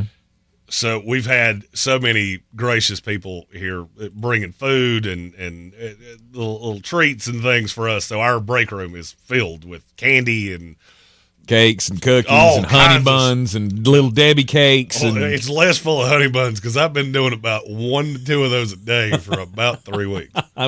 By the way, your doctor called. He said we're going to have to take that left foot. Your doctor called and said, stop being such a kitty cat. Anyway, Tank opens a thing of Starburst. Yes. Gets a pink and a red, which is the holy duo. And he goes, blech, Stop. The red one. Who in the world doesn't like a red Starburst? They're gross. I don't like the red ones.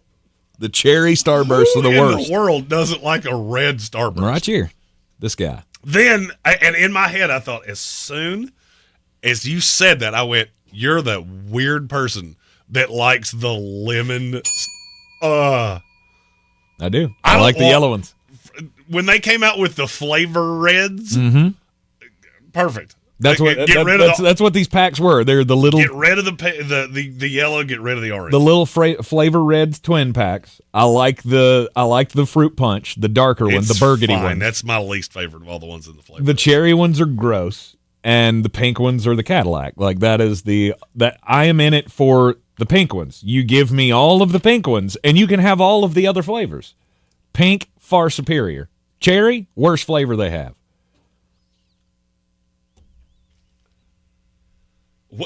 What? Patrick Holt said lemon Starburst are the best ones. Same with Skittles. Yep. Who hurt you?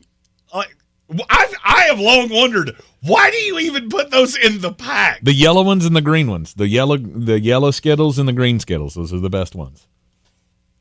Like, to me, the yellow in Skittles, Starburst, anything, that is the trip to the corn maze that gets you what you want, okay?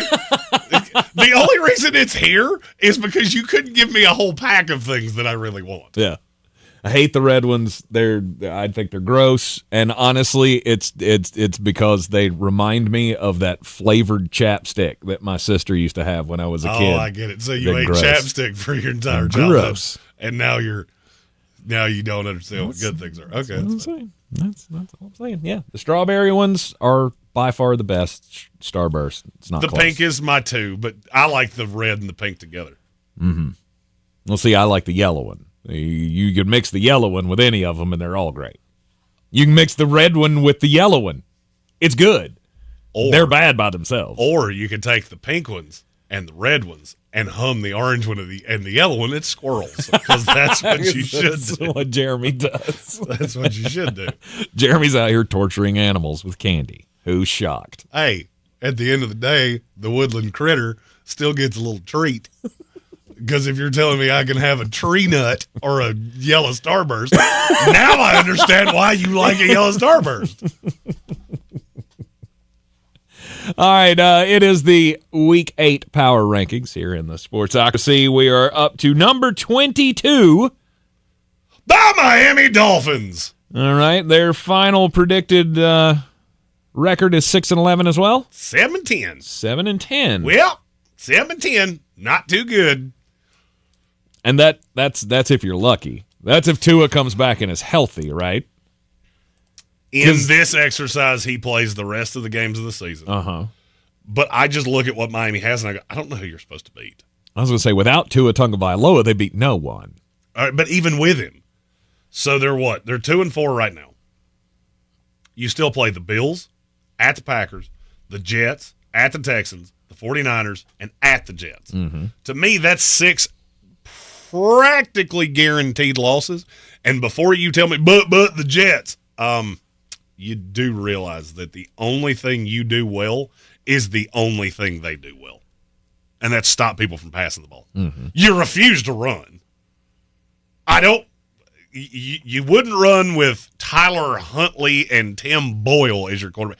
I just feel like Mike McDaniel's gone too far the wrong way. I also have very little belief that Tua's going to play this entire year. I don't think he should come back this season. I never said he should retire. I just, at some point, you have to look at this team and go, what is the high side? Mm-hmm. If I put the rosiest Miami Dolphin colored glasses on, I still only get this team to 9-8 with where you're sitting. Yep. Because I do think you're going to lose at the Bills. I think you're going to lose at the Packers. I think you're going to lose at the Texans, lose to the 49ers, and you're going to lose at the Jets. That's 5 losses right there. That puts them at 8-9. Mm-hmm. So even if I'm being real sunny, it's 9-8. Yes. At number 21. The Denver Broncos. Sorry, my camera started doing that follow me around thing again. Denver Broncos also 7-10? Yes. Bo Nix and company. Can they win that many games? Well, we're already at 5, right? No, we're at 4. 4. We're at 4-3. So it means we just got to find 3 more wins in there somewhere, and we're playing the Panthers this week. Yep, there's 5. So there's 5. Then what? At the Ravens, at the Chiefs, Falcons. There's 3 losses. Mm-hmm. Raiders, Browns, Colts. You'll find, I will say, 2 wins in there. Yep. I don't remember which one of those I had you losing. I think it was the Colts. And then you end out at the Chargers, at the Bengals, Chiefs. That's 3 losses. Mm-hmm.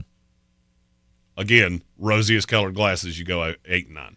Yeah, not so certain about the chalking up the Chargers as a win, but or as a loss, but that would be a winnable game. So best case scenario here, they might be 8. Well, you already lost to them once in your house, and they did beat your brains out for the first 3 quarters. They did. So now you think you're going to go into their building and beat them? Maybe. Never know. I'm struggling to believe that. You never know. Denver Broncos at 7-10. How about number 20? Speaking of that last team, the Los Angeles Chargers, 8-9. That is the definition of an 8-9 football team. I mean, do you agree? I believe so. I see you losing to good teams and beating bad teams. And there's nothing more, nothing less. Because there's nothing truly special about you. I mean, you've run the ball well at times The when you've defense committed has been to it. pretty good. Mm-hmm. It was not last night, but it's been pretty good. I mean, well, even last night they only gave up 15 points, and I think that still has them at the top of the league. They have 17 points. They scored 15. Oh, excuse me.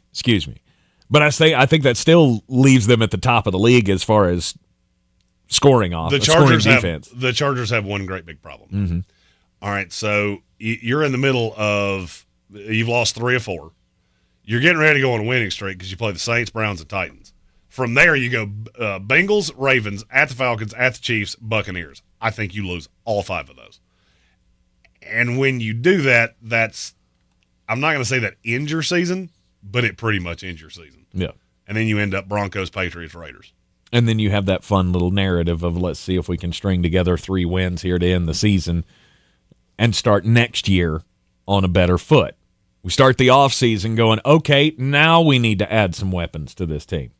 Please, dear God, let's go get a tight end if we're going to keep using one because Will Dissly doesn't need to be catching 10 balls a game. Correct. I feel like this is where I thought the Chargers were going into this season of Harbaugh's trying to do the whole culture shift, and he's making chicken salad out of chicken excrement, and some of the best players on this team really don't fit what it is that he wants to do. Mm-hmm. And I think they're a year away. I still think he's the right coach. It's just, as I said in the offseason, expecting him to walk into what was kind of a dumpster fire from Brandon Staley and expecting that we're just going to make the playoffs. I don't think you are. I didn't think it then, and I don't think it now. Yep. Let's go with number 19 in the Week 8 power rankings. The Seattle Seahawks. But aren't they so good? Are they? There are true believers out there apparently. Okay, what is it that you truly believe in? Geno Smith's leading the NFL. He's thrown more passing yards than any quarterback in the NFL. Do you know what that really means? Because Jameis Winston led the NFL in passing yards at one point too. He did. That means that you're in every single game. You never put anybody away, and you never get blown out. That's really what that means. Mm-hmm. Because you never have a point where you just start handing it off. Now, look at what they have coming up. You got a game with the Bills. You got a game at the 49ers. 2 at the Cardinals, who have proven to be rather spunky. 1 at the Jets, West Coast team coming east, 1 o'clock. I get it. You just beat Atlanta. There's a reason we say that. It's not because it's made up. Mm-hmm. Then you go Packers, Vikings, Bears, and you end with the Rams. That's an evil end of the schedule. 8 and 9 is honestly kind of me saying that you're better than some think. You're not as good as the true believers think. And you're an 8 and 9, 9 and 8 football team. That's it. Yeah. Although 9 and 8, 10 and 7 on the best case scenario could get you into the playoffs. Okay, get me to a path that they don't lose 4 games. Or 5 games, excuse me. You beating the Bills? No. You beating the 49ers in San Francisco? Yeah, it depends on how many more guys get hurt. I don't care if Really? I don't care if they play the mascot. Really? You just lost them. You lost them in your house. You're going into their building and beating them. Mm-hmm. And by the way, they're on life support anyway. Although their record ended up better than I thought it was. You going to beat the Packers? Because I can't find a path that you can cover all those receivers. Probably You going not. to beat the Vikings? You going to go into Lambeau on Christmas Day and beat Chicago? Really? I don't buy it. I think 9 and 8's the high side for Seattle. Yep. All right, Seattle at, what'd you say, 8 and 9? 8 and 9, yep. 8 and 9. And you've got a handful of teams here. Okay. How about Chargers were 1, the Seahawks were 1. 18? The Arizona Cardinals. I do think this team's better, and we've said that. I thought the record was going to suffer, and then I started looking at the schedule. And have you noticed how many of these teams that are below them, we've mentioned, play the Cardinals? Mm-hmm. They're not a team you want to play. It's not like playing the Patriots or the Panthers or the Saints. That's a scrappy team. They've got a lot of high-end draft picks. They ain't looking at a draft pick. They got to learn how to win. Right. And so when you play them late in the year, you're not getting just a walk in the park of this team showing up to cash a paycheck and go home. No. These guys are fighting for their jobs. Yeah. They're fighting for their NFL lives, and they know it. I'll give you Rams, Panthers, Patriots. That's a 3-game stretch that they have, right before the season's over, before their last game with the San Francisco 49ers. I give you those 3, so that would put them at 6 wins on the year. Who else are they beating, though? They got Miami coming up this week, so you can give them that one. I had them beating the Seahawks. They won one of those 2 games. Okay. And I think I had them beating the Bears at home. Okay. That was what got them. I could see the path. I could see the path for that. Again, that's a best case scenario kind of a thing. And Arizona, I don't know that I could see them being much better than that. I think 8 and 9 is their high side. I would agree. And they very well may be a game or 2 worse than that. Mm-hmm. Wouldn't shock me in the least. I think it would shock me. I think it would shock me if they end up being one of these 6-win teams. It would kind of shock me because I think they are better than that. This is who you are. Divine Comedy loves putting words in my mouth. Oh, what did he say? He said, you lost to the 49ers while missing 9 starters, and you never beat them when you're healthy. I never said anything about who's healthy and who's not. I never said a word about that. Mm-hmm. What I said was I've got one team that had Super Bowl aspirations that's already sitting on 4 losses, and you think that mediocre Geno Smith-led team is going to come into San Francisco and beat them? No, I don't buy that. That's not a never. It's in a vacuum. In this scenario, no, you're not going to San Francisco and beating them. Yeah. Trust me, I'm not one of those people that you have to infer things. Well, I will say what I mean. All right, and then finally, number 17. Oh, lost it. The Chicago Bears. I have 3 teams that missed the playoffs that I think are all in practically the same boat. Because the next 2 are the Tampa Bay Buccaneers and the Dallas Cowboys. You're fine. Your schedule does not line up nicely for you. None of the 3 of them. Tampa Bay, because you idiotically had Chris Godwin out there, and now you're on young buck wide receivers. Mm-hmm. The Bears, I think your entire team is ready to compete for the playoffs. I don't think your quarterback is. He can beat up on bad teams. He did this at USC too. You're going to have some growing pains, and they lose some games that are odd. I went back and looked, and some of those losses are strange because their schedule doesn't look that daunting. I also don't have a lot of faith that they're going to go on the road and win a lot of games. Mm-hmm. Tampa Bay, you're killed injury-wise. Now, the one thing you did well was you could get into shootouts because you had 2 high-end wide receivers. I don't buy that. No, and I don't buy have your that. coaching staff. I don't buy Liam Cohen. I don't buy the fact that you keep trotting out Rashad White and to run in between the tackles in spite of the fact Bucky Irving's been better. It just none of it really makes any sense. No, this whole scoring anywhere between 30 and 50 points a week for this offense, which they've been doing all year long, that's gone. With no more Chris Godwin, he takes away the X factor in the Liam Cohen offense. Can Trey Palmer come in and be the slot receiver that Chris Godwin was? No. He can be productive-ish. The problem is that your defense is not good enough for you to not be able to win games. Precisely. And then you got the Dallas Cowboys who, well, I mean, their defense stinks on ice.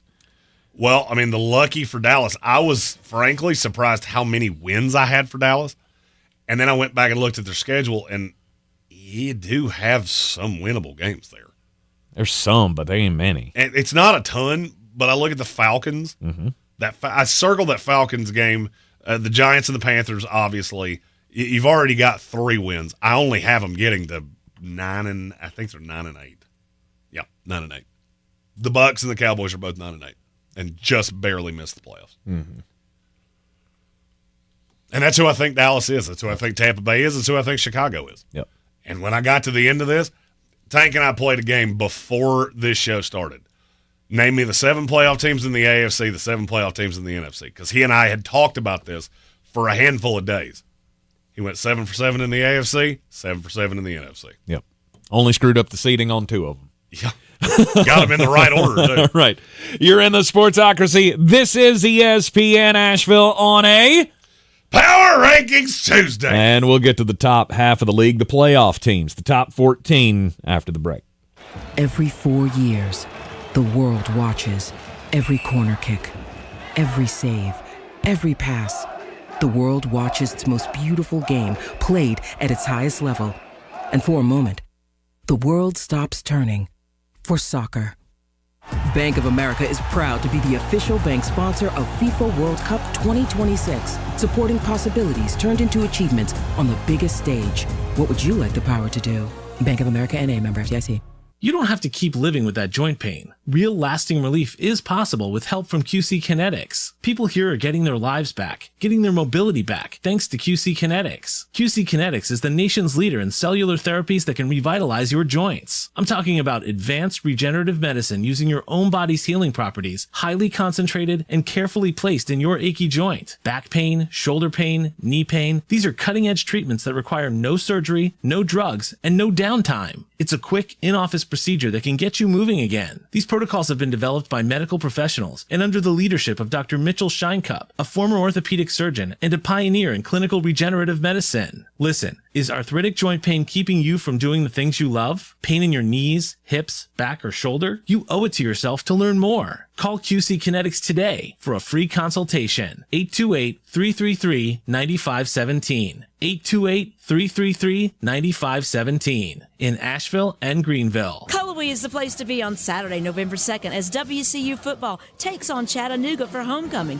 Come cheer on the Catamounts in what is the 50th anniversary of E.J. Whitmire Stadium as WCU takes the Mocs in a SoCon showdown. Advanced ticket sales start at just $16 for adults and $11 for kids. Kickoff is at 2:30 p.m. on the beautiful campus of Western Carolina University. For tickets, visit catamountsports.com or call 800-34-GO-WCU. Go Cats! Going to big box retailers for batteries? Flag on the play. Locally owned Rainy Battery has the lowest prices on all your battery needs. Don't fumble when you can find everything from watch batteries to batteries for cars, RVs, trucks, golf carts, and more at Rainy Battery. Get brands you know and trust like AC Delco, Motorcraft for the lowest prices, plus custom battery cables made in-house. Go to rainybattery.com or stop in today for a quote. That's rainybattery.com. Do better, be better every day. That's the Parks Promise. This is JW with Parks Fort Hendersonville, and I'm so excited to introduce our first Parks Promise community hero, the American Red Cross of Western North Carolina. The need for blood is so important, and in the summer months, the need is even greater. Did you know that you can donate every 56 days? Save lives this summer. Head to redcross.org to schedule an appointment or find a blood drive near you. Congratulations to the American Red Cross, our Parks Promise community hero.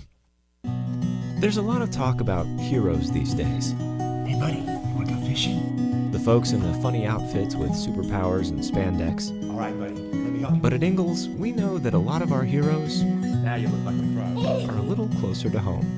They're the ones who give us what we need for those everyday adventures.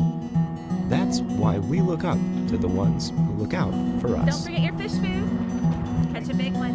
Ingalls, See you later, Dad. all the ingredients for family.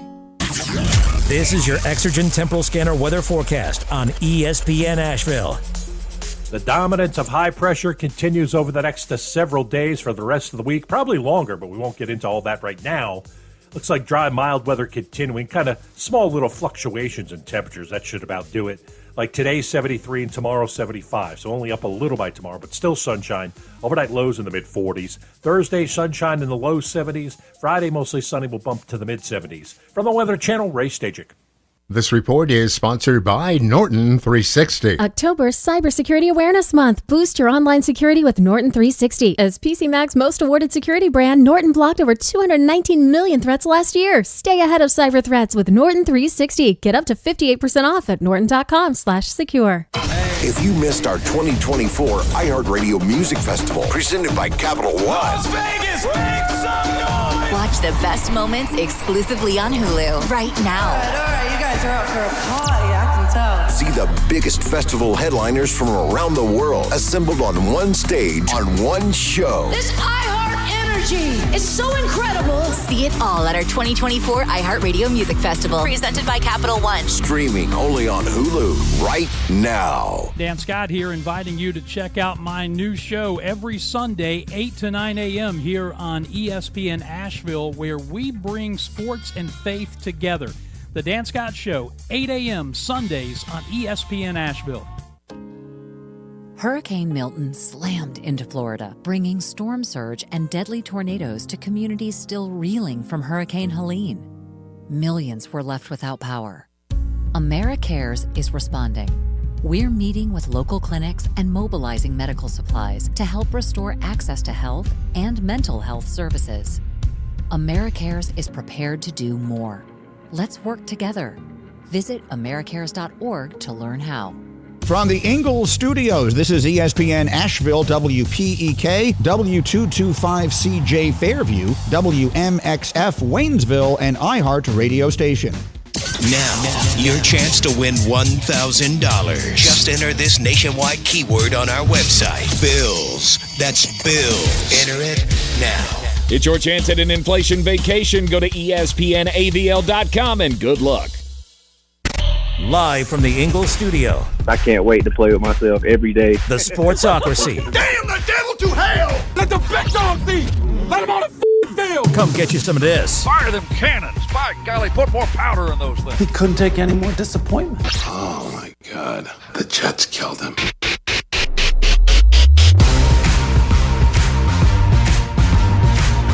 You're in the Sportsocracy here on ESPN Asheville, 92.9 FM, 880 AM, 1400. And the Sportsocracy is heard everywhere you go around the world on the iHeart Radio app, seen everywhere on YouTube. Just go to thesportsocracy.com, click the live video link, subscribe to the channel. Join us in the chat. I was just reading a couple of the comments in the chat here as we closed out that last hour with our last three teams in the Week 8 power rankings, which were the Chicago Bears, the Tampa Bay Buccaneers, and the Dallas Cowboys. That is teams 15 through 17 in this week's power rankings. and they, helpfully pointed out in the chat that Todd Bowles will never win anything, except he'll get another year after this. Probably, yes. Yeah, that makes me feel all warm and fuzzy. As a Tampa Bay Buccaneer fan, we are up to the top 14, though, and these are the projected playoff teams for the 2024 season. Yeah. And at number 14, the New York Football Jets. It ain't me. And here they are. Hey, you know who has the 8th best chance to make the playoffs in the AFC right now? Who's that? The Jets. They have almost a 50% chance to make the playoffs because they don't play anybody. Mm-hmm. And look, I have no faith in this team. This ain't me. I ran an exercise. This is what it bared out. But I'm going to level. I can't say that I disagree with it either. No, I mean, you look at the schedule. Go and brass you think, tacks. All right. I know everybody loves taking shots at the Jets Mm-hmm. and loves taking shots at me because I'm a Jets fan, blah, blah, blah, blah. All right. Be really honest about what you're looking at with the Jets. They lost to San Francisco in San Francisco the first week of the season. They lost in a monsoon to the Denver Broncos. Mm-hmm. They had 2 field goals to win the game. Yeah. You lost to the AFC East leading Buffalo Bills. You had 2 field goals to win that game, too. Mm-hmm. You lost to the Minnesota Vikings, who haven't lost a game all year before this week. Right. You had the ball on the 30-yard line with a chance to beat them. And you lost to the Pittsburgh Steelers. Yeah, the final score looks bad. You were up 15-6 at halftime if Aaron Rodgers doesn't throw 2 interceptions, one of which had nothing to do with him. Do you see how different this could be? Now look at the fact that you play the Patriots, the Cardinals, the Colts, the Seahawks, the Dolphins, the Jaguars, the Rams, and the Dolphins again. Now, pardon me for being, I don't know, somebody who remembers the past. You know, earlier in the program you said you can have all of this evidence from the last 2 or 3 weeks or whatever, but you've got all of these years of things to look back on. I mean, am I the only one that believes that this is not over? People are talking about Aaron Rodgers like this is it and he should hang it up and he's cooked and he can't do it anymore. Do you honestly believe that old Aaron's not showing back up at some point? At least a form of old Aaron that will remember how to win games? You've seen a form of old Aaron. You've seen it. I mean, it's so comical to me, and I do have to put the disclaimer here of I am not telling you that the Jets deserve to be a playoff team. That ain't what I'm saying here. Mm-mm. I'm saying based on the schedule that they have left, of which it is the worst schedule in the NFL by a full 10 percentage points.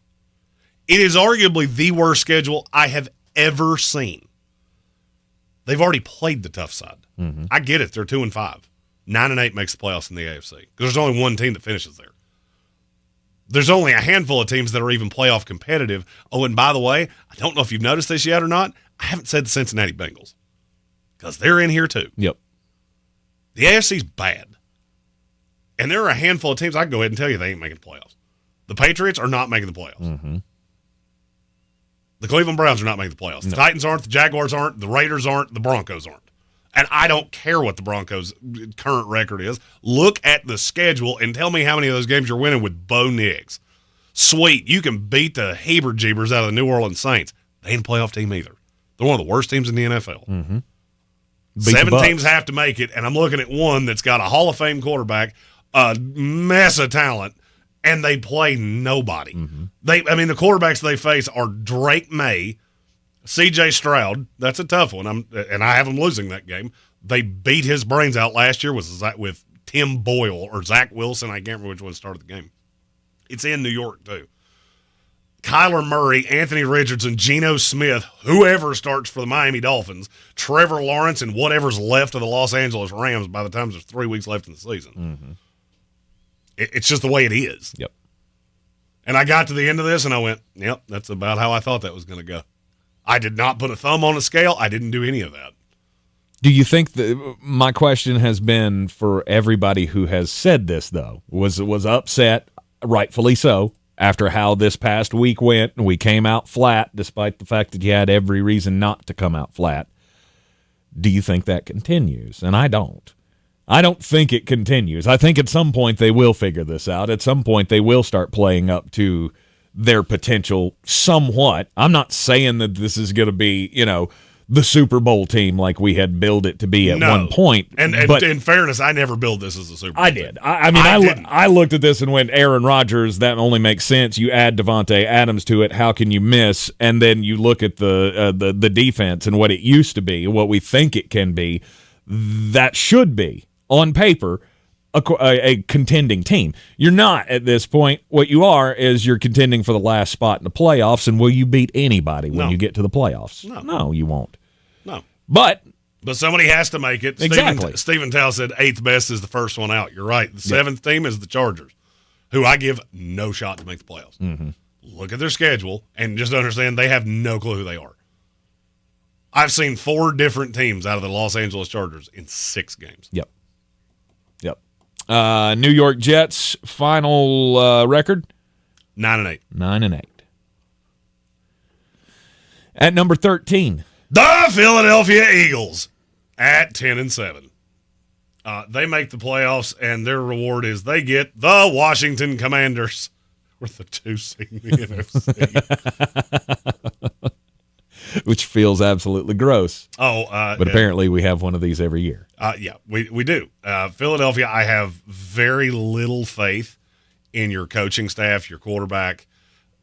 And I heard, it was one of the pundits say this, that I feel like their offense right now is whatever Saquon Barkley can lead them to. Mm-hmm. And every once in a while, they'll throw a go ball to A.J. Brown because the safety comes up. Mm-hmm. That's it. That's all they are. And I look at some of the teams you play, I think Cincinnati is going to bust your head in this week. Because I don't know how you're going to stop Jamar Chase. No. I think you're going to get your head busted in by the Baltimore Ravens. I think you'll lose one of the 2 to the Cowboys because you always seem to do that. I think the Steelers will probably get you. I think you will beat bad teams. You'll lose to good teams, and you'll slide into the playoffs and get your head rocked by a good team, whether it's Washington or whoever the case may be. Yep. Philadelphia Eagles at 13. Who's at 12? Sorry, it doesn't list them exactly like that for me, so I have to make sure. I'm going by record as opposed to seed. Okay. So the next one would be the Cincinnati Bengals.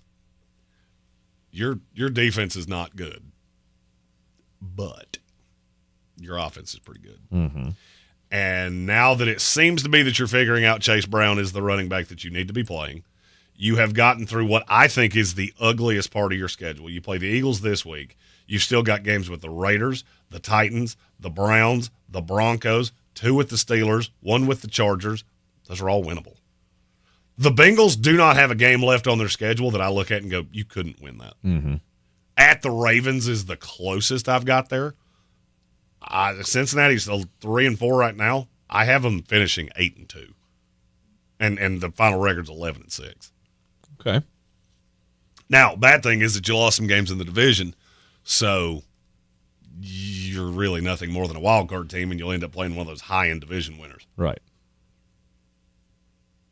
But you still make the dance. I was going to say you get that talent in the playoffs, and who knows? You find a little spark defensively. And that could turn into a win or 2 in the playoff field. We have 2 Super Chats. Here comes the money. Here we go. Money talk. Here comes the money. I'll start with Collins. I didn't get a chance to ask this. Did it look to you that Brock Purdy was struggling to read coverages? Yes, it did. I think Brock Purdy's struggling to do a lot of things. And he's another one that people just accuse me of being a hater. No, it's that your expectation of him is excised.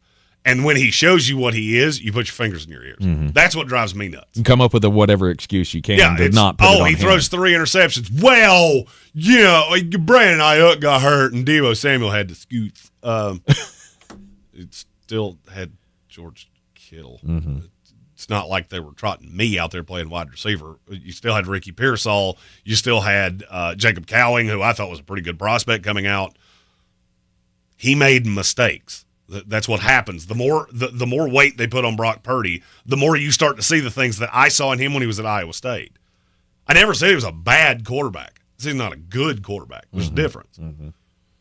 He's propped up by weapons, and now he doesn't have those weapons. Christian McCaffrey, not going to play this week. Deebo Samuel, he's in the hospital right now. Yep. Brandon Ayuk, done for the year. George Kittle's been hurt a lot. Debo's been hurt a lot. You're going to have to lean on Brock Purdy. Now, there is an element of the schedule that we'll get to in a few minutes that we do need to talk about. And then this may be the most insane thing I've ever heard in my life. I'm glad you said it. Hit the button. I'm glad you said it. Here comes the money. Sir Jimothy, unpopular opinion, Aaron Rodgers shouldn't make the Hall of Fame. That's not an unpopular opinion. That's an insane opinion. A 3-time former MVP. I will give you all the platitude to tell me why he shouldn't. On a show where I speak a lot for 3 hours a day, that's probably the dumbest thing that's ever been said on the show.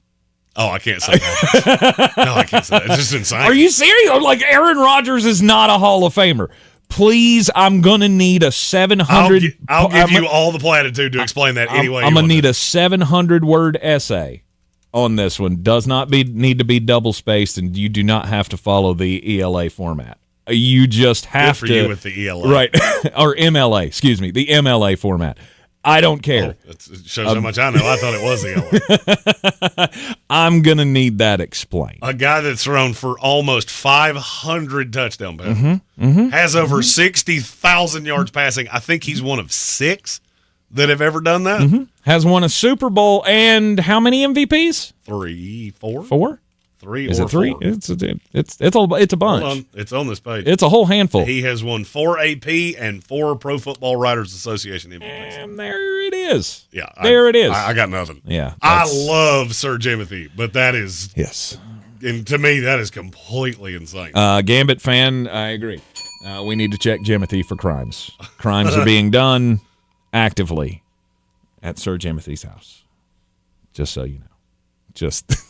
yeah, and then Joseph Austin said, Aikman's in the Hall of Fame. Give me a break. Yeah. You're trying to tell me Aaron Rodgers doesn't get in the Hall of Fame. Eli freaking Manning is going to be a first ballot Hall of Famer, and you're telling me Aaron Rodgers is not? Let's stop with the madness.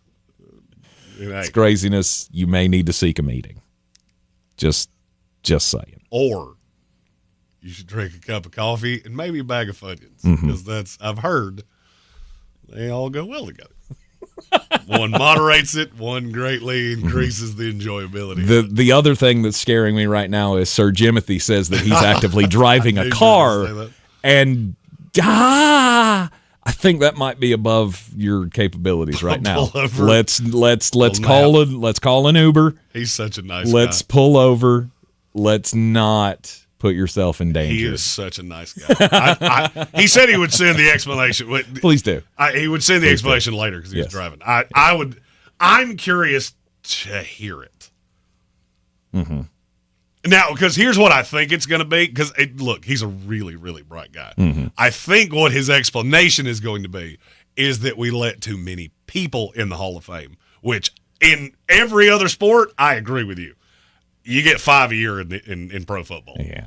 And Aaron Rodgers is certainly. I mean, I was going to say if you're down that path, okay, I can see it. Okay, let's keep standing on the no Torrey Holt in the Hall of Fame. Let's not cut out one of the top 3 quarterbacks that's ever touched the ball. I can't go that high, but he's certainly in the top 10. Yeah. I can't. Maybe I'm shooting it a little high. Yeah, I can't put him above Elway. I can't put him above Montana. I can't put him above Brady. I can't put him above Mahomes. Okay, I'm through talking now. I was going to say, all right, top 5. I got to 5, and I'm through talking now. You don't have to get far before you get to Aaron Rodgers. That was the only point I was trying to make. All right. You're in the sports. We went down a rabbit hole here. That's what Super Chats do, and we true. appreciate that. Absolutely. We love having the conversation, open and honest conversation here. And if you say something stupid, we will gladly tell you. I mean, Jeremy doesn't shy away when I say something stupid. Well, I mean, you give me a lot of opportunities. Of course I do. And look, it's okay. We all say crazy things. We do. I once said that Sam Darnold was a better quarterback than Brock Purdy. I boot that. You are in the Sportsocracy, and this is ESPN Asheville 92.9 FM, 880 AM and 1400. We will get into number 11 in the Week 8 Power Rankings right after this. You don't have to keep living with that joint pain. Real lasting relief is possible with help from QC Kinetics. People here are getting their lives back, getting their mobility back, thanks to QC Kinetics. QC Kinetics is the nation's leader in cellular therapies that can revitalize your joints. I'm talking about advanced regenerative medicine using your own body's healing properties, highly concentrated and carefully placed in your achy joint. Back pain, shoulder pain, knee pain, these are cutting-edge treatments that require no surgery, no drugs, and no downtime. It's a quick, in-office procedure that can get you moving again. These protocols have been developed by medical professionals and under the leadership of Dr. Mitchell Scheinkup, a former orthopedic surgeon and a pioneer in clinical regenerative medicine. Listen, is arthritic joint pain keeping you from doing the things you love? Pain in your knees, hips, back, or shoulder? You owe it to yourself to learn more. Call QC Kinetics today for a free consultation. 828-333-9517. 828-333-9517. In Asheville and Greenville. You're busy. We get it. Life moves fast and there's hardly a moment to breathe. But for the next 10 seconds, this is your time. Deep breath in, deep breath out. Inhale, exhale. Feeling a little lighter? Taking action is one of the most powerful forms of self-care. In 2024, voting is self-care. Visit rockthevote.org and take action in just 3 easy steps. Check your registration, check in with yourself, and check your voting plan. Visit rockthevote.org. Dan Scott here, inviting you to check out my new show every Sunday, 8 to 9 a.m. here on ESPN Asheville, where we bring sports and faith together. The Dan Scott Show, 8 a.m. Sundays on ESPN Asheville. Showtime Sports and Mountain Graphics have teamed up under new ownership by an Asheville native to better serve our community with the finest custom apparel and unique branded items at the best price. Showtime Sports and Mountain Graphics can customize whatever you, your team, business, or local group may need through high-quality screen printing, embroidery, and laser engraving right here in Asheville. Free personal delivery within Buncombe County and a reduced delivery fee anywhere in Western North Carolina. Visit ShowtimeSportsAVL.com and MountainGraphicsAVL.com. Your one-stop custom apparel shops. Do better, be better every day. That's the Parks Promise. This is JW with Parks Fort Hendersonville, and I'm so excited to introduce our first Parks Promise community hero, the American Red Cross of Western North Carolina. The need for blood is so important, and in the summer months, the need is even greater. Did you know that you can donate every 56 days? Save lives this summer. Head to redcross.org to schedule an appointment or find a blood drive near you. Congratulations to the American Red Cross, our Parks Promise community hero. If you're looking to buy, sell, or invest in real estate in the mountains, you need to call the agents at Clarissa Sells WNC, brokered by eXp Realty. Check us out online at clarissasellswnc.com. And did I mention that Clarissa Sells WNC loves teachers? We love teachers so much, we're giving back 25% of our commission at closing. For more information, contact us today at 828-774-6343 or clarissasellswnc@gmail.com. At Ingles, whether we're celebrating Friday night rivals, televising college basketball games, bringing the Fan Fest to semi-pro soccer, or taking you out to the ball game at your minor league park, it's all in the bag. Ingles, low prices, love the savings.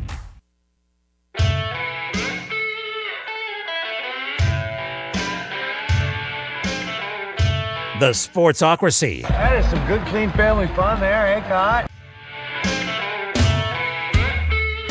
Back of the Sportsocracy on ESPN Asheville. Top 11 teams in the Week 8 Power Rankings. We left off at number 12. That was the Cincinnati Bengals. And again, if you're just joining us, this week's Power Rankings are all done on the rest of the season prognostication. The Week 8 Power Rankings here. This used to be our benchmark for midway point of the season. It kind of still counts. I mean, odd weeks and everything. See, we need that. I feel like we need an 18th or a 19th week. We need another game. Give it here. You're going to have one. I need even schedules again. So we have a distinct quarter pole, halfway point. We're not doing this in between kind of thing. You had the Cincinnati Bengals at 11-6, Jeremy. Yep. Number 11. The Pittsburgh Steelers. All right, and what's their? Are they 11-6 as well? They are 11-6. Okay. I still don't think they're good. And I need that to be. I need people to really understand that I'm not telling you this is the order of the best teams in the league. I'm taking the schedule mixed with what you have, mixed with what I've seen, and this is who I have making the playoffs. Mm-hmm. Now, have you looked at the schedule for the Steelers? I'm looking at it right now. They play the Browns twice. They play the Bengals twice. Mm-hmm. They play the Ravens twice. They play the Giants, the Commanders, the Eagles. That's not easy. I was going to say that doesn't seem... Until you boil down that, well, the defense is really good. So I had them beating the Commanders, even though I think the Commanders are better than them. Mm-hmm. Because I believe there is a better chance that Washington is going to get stymied by their defense than that they're going to go up and down the field in a track meet that Pittsburgh's not able to score on that defense. That's a bad matchup for Washington. Mm-hmm. I don't think Pittsburgh is good. And there's a great possibility they finish worse than I have said here with the schedule because they're 5-2. And just looking at it, would I be shocked if they lost to the Ravens twice? Nope. No. I didn't have it that way because it never goes that way. They always split those games. I have Pittsburgh at 4-2, I think, in the division. Okay. And they haven't played a divisional game yet. Right. So they lose one to the Ravens, lose one to the Bengals, yes. Sweep the Browns, get a win against either of the other or both of the other teams that I already mentioned. I could see that happening. It's just one of those things that if you're not that good and what becomes of this quarterback situation, I know there are people who will look at this last week and they'll go, oh, there's our answer. Russell Wilson is our answer. This is muddy waters to the highest degree for me. And I'm not going to be surprised if this bounces back and forth at least 2 more times this year. Yes. At some point, Russ is going to struggle. Could be against the Commanders, right? The offense can't score against the defense. And any team that can hold up against their pass rush is going to score on them because their secondary is not very good. You got Minkah Fitzpatrick, Joey Porter. That's it. Right. I get it. Beanie Weenies had 2. Beanie Weenies. Who's Beanie Weenies? Who do you keep? Whatever is that Bub Means? No, is that who you're talking about? Who are you talking about? What is his name? He had 2 interceptions against the Jets. Beanie Wells? No, Beanie Wells was a running back. Yeah. Hold on, I'll find Beanie Bishop. Beanie Bishop. Beanie Bishop Jr. Who is Beanie Weenies? Who is this guy he keeps talking about? It was the name I kept yelling every time he intercepted a pass. And by the end, I was like, I don't care anymore. I feel like if you're not a good team and you've got quarterback issues, which this team most definitely does, there is not a solid answer here. Justin Fields is not a foregone conclusion as the future. Russell Wilson certainly is not either. And I think you bounce back and forth. You probably lose some of these games that you're not supposed to. And you wind up the same way that we always end up, 9-8. And you found a way to win that many games and still be in the discussion. But, it's going to come down to a coin flip or a fourth tiebreaker or something to put you in the playoffs. I got the kid's name wrong. Beanie Babies. That's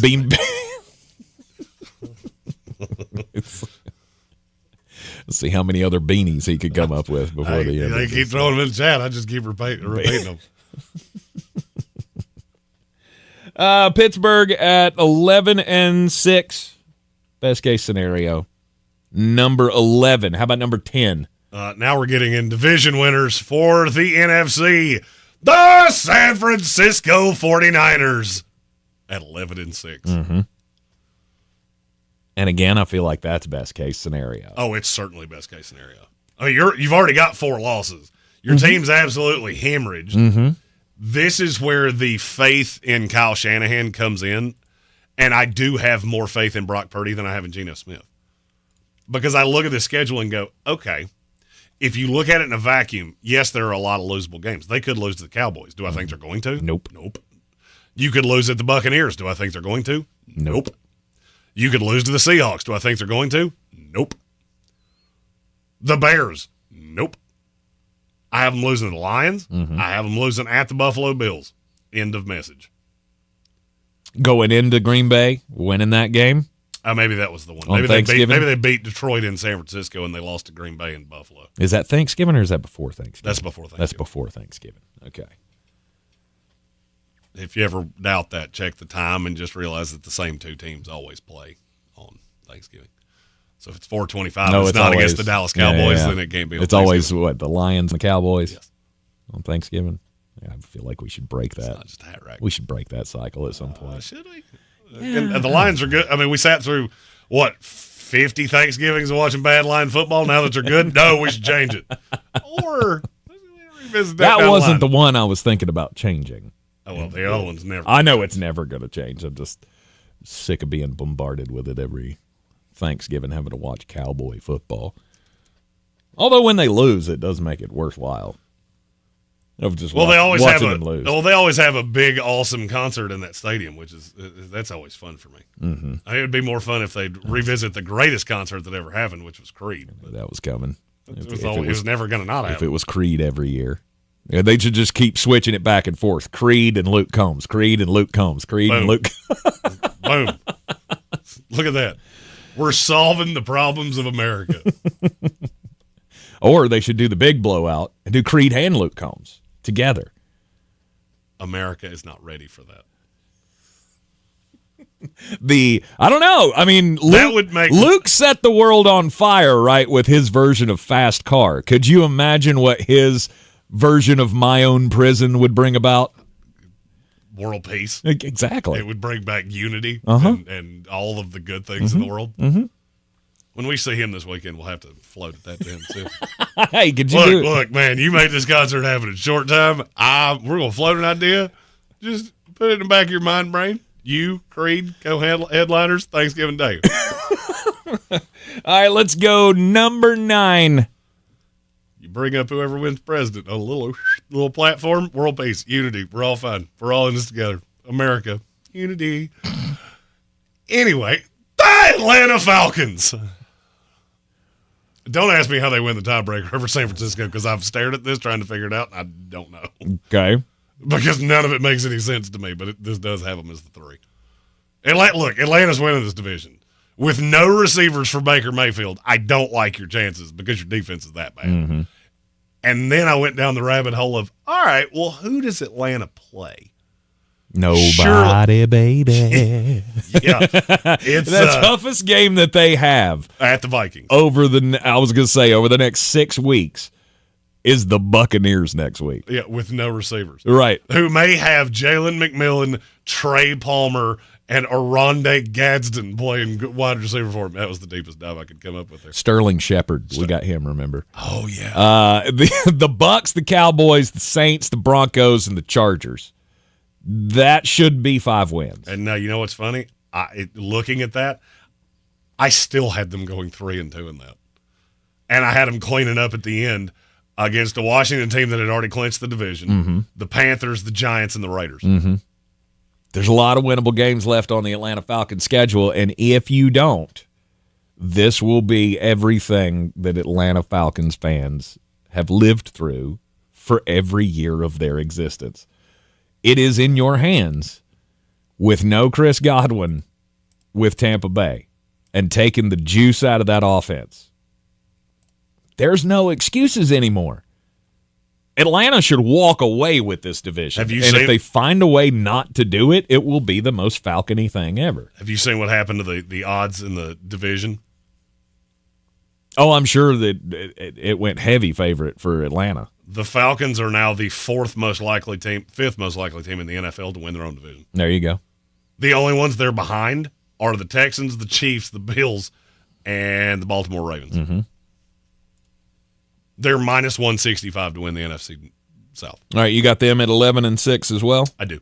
All right, Atlanta at 11-6 as the number 9 team to finish out the season. Again, this is the prognostication, looking at the records or looking at the schedules, what's left, and predicting where all these teams will finish. Atlanta at 11-6, along with San Francisco, Pittsburgh, and Cincinnati.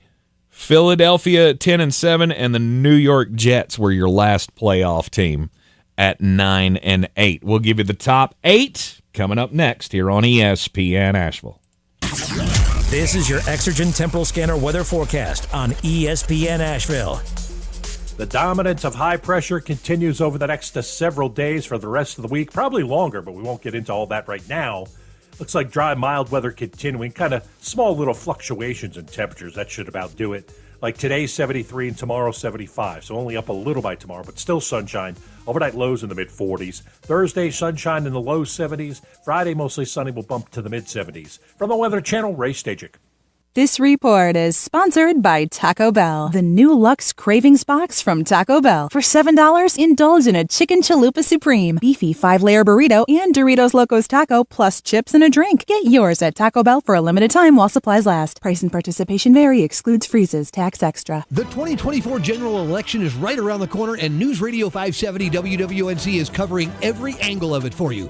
From the local elections right here in Western North Carolina to the state offices in Raleigh, and of course the race for the White House. News Radio 570 WWNC is your official election information station. FEMA disaster assistance may be more than just the first check you receive. There's also assistance for temporary housing, home repairs, moving costs, rental assistance, and more. But you have to apply. If you're in a county approved for FEMA individual assistance, go to disasterassistance.gov. Call 1-800-621-3362 or find a disaster recovery center at fema.gov/DRC. Apply for FEMA assistance today. Haywood Regional Medical Center is thrilled to welcome primary care physician Dr. Tony Lee to our staff this fall. Dr. Lee will practice family medicine at our new Haywood Family Practice Asheville location on Acton Circle, just off the Enka-Candler exit on I-40. Dr. Lee is a local doctor returning home, bringing his expertise in primary care, a passion for prevention, and a commitment to lasting relationships with patients. Call 800-424-DOCS for an appointment. That's 800-424-DOCS or visit haywoodmedicalgroup.com. Portions of the following program were pre-recorded. It's time to kick off the perfect tailgate and take your team to Ingles. Chips and guac made fresh in store every day. The best meat in town packaged fresh every day. And smiling faces giving you their best every day. Let's be real. In the South, football season is our favorite season of the year. There's a lot to smile about, especially with deals like these. Ingles, low prices, love the savings. If you're looking to buy, sell, or invest in real estate in the mountains, you need to call the agents at Clarissa Sells WNC, brokered by eXp Realty. Check us out online at clarissasellswnc.com. Download our free app on Google Play or the App Store. Type in Asheville Home Search. You'll be able to connect with our team and see all the available homes for sale in our area. For more information, contact us today at 828-774-6343 or clarissasellswnc@gmail.com. Do better, be better every day. That's the Parks Promise. Our mission, to improve lives with every interaction. This is JW, General Manager at Parks Ford Hendersonville. Experience the Parks Promise today at parksfordhendersonville.com. That's parksfordhendersonville.com.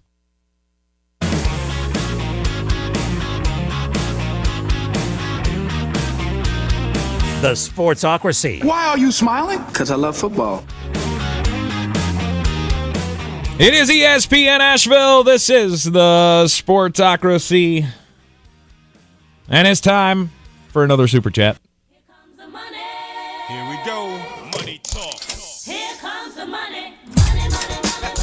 King of the transition, eh? Yep. A little bulky there. Clunky. Little bulky on that one. Hey, that's a fat joke. I don't like that. It wasn't, but if you want to take it that way, hey, as Morgan Freeman would said, if that shoe fits, you pick that bad boy up and you wear it. HR for you. Okay, got it. You'd be better off going 1-800-MIX-A-LOT. But for everybody calling, so I've come to this decision: if you don't have a top 4 quarterback in the NFL, you're not a Super Bowl contender. If you really want to push it to top 3, you can do that to win it. Mm-hmm. It's not top 10 anymore. I don't disagree with you. I mean, just look at the teams we give the benefit of the doubt to. And I can push this to all these people that are pushing back on the Jets. Okay, you tell me who you feel better about. Aaron Rodgers or Anthony Richardson? Aaron Rodgers or Justin Herbert? Aaron Rodgers or, let's see, Bo Nix? Mm-hmm. Or Tim Boyle? Or Snoop Huntley? Or whatever's left of Tua Tagovailoa? Or... Yeah. It's kind of the point. Yeah, you can keep going. We've always said NFL games are decided on 3 things. Who's playing at home, who has the better coach, who has the better quarterback. Everything else, mouth words, memory times. Mm-hmm. It matters. You can't have a roster like the New York Giants and beat a roster like the San Francisco 49ers. But you get apples to apples, yeah, those are the three things that determine it. Yep. And in terms of coaches, there are only a handful in the league now that I think are head and shoulders above everybody else. Top 8 for Week 8. Looking at all of the teams, what's left on their schedule, that's how we've come up with this week's power rankings. It's the mid-season prognostications. At number 8. Nobody circles the wagons like the Buffalo Bills. Biggest hurdles still standing in their way for this year are what? I don't think your defense is very good, but you do have Josh Allen. And when you have a top 3 quarterback, and they do, anything's on the table for you. Mm-hmm. For me, it's hard for me to wrap my mind around Buffalo for the same reason it has been the whole time. This is the worst roster Josh Allen has had. Why would this be the year that you're all of a sudden going to figure it out? And it's kind of hard for me to think that you're going to. But I do think they're either going to win the division or the schedule for them is pretty easy too. Mm-hmm. You know, the Jets got a super insanely, ridiculously easy side of the schedule because they finished third in the division last year. Buffalo won it. So where they're playing the third place team in a couple of these divisions, Buffalo's getting the team that won them. All right, what do you have their projected record at? 12-5. 12-5. And I was probably a little kind. I was going to say, I think they're closer to 11-6, maybe even 10-7. And really, because I look at this game coming up against the Seattle Seahawks, and that definitely is a game that you could lose. You could go into Seattle, get run on, have a couple of turnovers. That game goes down to the wire because Seattle's never out of any game. The thing you got to remember is any team that can run the ball has a shot to beat the Buffalo Bills because they can't stop it. Right. And so that could be a scenario where you catch a loss here. But are you losing to the Dolphins, the Colts, the Rams, or the Patriots? No, you're not losing to any of those teams, and one of those teams you get to play twice. Yep. So you're sitting there at 11 wins. I actually do have them losing to the Patriots once. Okay. Okay. But I'm thinking you're sitting there at 11 wins, and now you're okay, we got to try to beat the Chiefs. We got the 49ers in there, who that's not a given that we're going to lose. No. So you may be right. You may be right at 12-5 for Buffalo. They have very winnable games. They have several very losable games, though. Mm-hmm. Number 7. The Green Bay Packers. Also 12-6. Mm-hmm. Or 12-5, excuse me.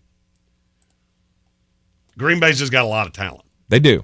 I feel like Green Bay's in a window, and if there is ever a team that can debunk the top 3 quarterback thing, it's this Green Bay team. Mm-hmm. You've drafted so well that they have weapons galore. And the defense, I have yet to hear anybody talk about how good Jeff Hafley has done as the defensive coordinator of this team. They're doing what Brian Flores is getting credit for. They're just doing it considerably better than he is. Because you never have any idea where that blitz is coming from. Mm-hmm. There is no team in the NFL that has had more absolutely untouched, unaccounted for blitzers than Green Bay. And it's starting to get in quarterbacks' minds. I saw it with C.J. Stroud. He was coming to the line, and he looking around going, I got nothing. Mm-hmm. I have no idea where to set the protection. And it was and I can't verify that this happened, but it was almost like Green Bay was marksmaning him. Of every time he would make a check, they would make a check. Of whoever's calling the plays, and I don't know who has the green dot for Green Bay, whoever it is was hearing every audible. I'm not saying they knew what he was saying, but they had a pretty good idea of what he saw. And, all right, he thinks it's coming this way, we're sending it that way. Right. And it worked over and over and over again. Mm-hmm. Green Bay's really good. I feel like Jordan Love probably gets too much credit for that. He does. Because this team's really good. Mm-hmm. You know who deserves a lot of credit for this? That front office. I still just wonder how good this team can be. All of their wins so far this season, aside from the Houston win this past week, have come against teams that are not good. And I don't disagree with these that. are all teams that you should beat. Mm-hmm.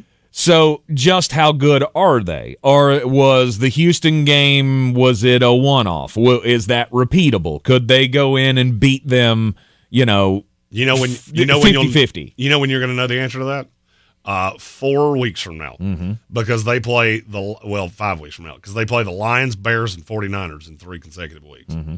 Then they've got another run of the Lions and Seahawks back-to-back, and they end with the Vikings and Bears. So if I'm wrong and I'm overvaluing this team, we're going to know. Yeah. Regardless, they're still a playoff team. I don't want anybody to get me wrong that I'm doubting that this is a playoff team. It absolutely is. I'm just wondering how good of a playoff team is Green Bay, or are they covered up by the fact that they played a pretty easy schedule up to this point, and they did hand it to Houston, so you got to give them credit for that. Think of it this way. This team is as stacked as they have been, more talented than they've ever been before, and now they have a defense that actually lines up with it. Mm-hmm. Let's go number 6. Number 6, I just want to make sure I don't miss another 12-win team here. The Washington Commanders. I've never been more accidentally right in my entire life than I was about the Washington Commanders. Right when we said in week 3 of the season I that said the it before the season that they might be better than you think, because I loved Jaden Daniels, and I'm looking at the offense going, that should be okay. Right. I thought their defense was going to be god-awful. Right, but I think it was either week 3 or at the beginning of week 4 where we said they might win this division after we got to see how bad the Eagles were, how bad the Cowboys were. No, that was not a preseason prediction, but it didn't take long for us to go, you know what, this could work. Giants suck, Cowboys down, Eagles down, Washington exponentially better than anybody could. I mean, on a skyrocket. I mean, we're talking about the Rookie of the Year winning MVP. You don't hear that talked about very much. I don't think that's going to happen. Good. But it could. Mm-hmm. He's been that good. Mm-hmm. I heard somebody say this the other day on network television. True or false, Jaden Daniels is the best quarterback in the NFC. See how I'd see how long you have to think about it and go, well, is he better than Jordan Love? I had not thought of it that way. Is he better than... You know what? Put a pin in that. I want to do that tomorrow. Okay. We'll rank them. Ooh, quarterback rankings. We'll go quarterback for a rankings. Wednesday. That's good. I like it. See, don't you love it when a plan comes together? And if you think about it, that list is real damn short of NFC quarterbacks. And if it's not Jaden Daniels at the top, it's got to be either Jordan Love or Jared Goff. I have a bad habit of saying things off the cuff. I don't want to say something and then come back tomorrow and be like, yeah, sorry, I was drunk. I wasn't. You got to think about it. It'll be fun. Yeah, we'll do that tomorrow. All right, so Washington final prediction for their record is 12-5. 12-5. Look at the schedule. You don't really have to go any further than that. Their schedule is god awful. Mm-hmm. Bears, Giants, Steelers, Cowboys, Titans, Saints. Oh, good Lord. They got 2 with the Eagles, the Falcons, and the Cowboys again. Mm-hmm. Yeah, it's a lot of winnable games. By the way, how many of those teams have good offenses? Oh, that's not a lot. And it's already a shoe-in that Dan Quinn is the coach of the year. For sure. I got to take back all the bad things I said about him in the offseason. I remember sitting on a bench in Mobile, Alabama, saying, Dan Quinn was best of what's left. And now he's NFL Coach of the Year. Yeah. Or looks like he will be. Yeah. And let's also keep in mind, though, 3 years ago, Brian Daboll was the Coach of the Year. For sure. At number 5. The Detroit Lions. Wow. They're only 12-5. Okay. All right. Going by record. Okay. They're only 12-5. I think they're better than that, but I can't. You can't justify it record-wise. Put your thumb on the scale. They're going by record, and they are 12-5. Yeah. Their schedule's pretty mean. You realize they got to play every team in the division twice. Mm-hmm. And the teams in the division are pretty good. Yep. They won the division last year, so they're getting ones. Do you think the Detroit Lions are the best team in the NFL right now, not named the Kansas City Chiefs? Yes. I do too.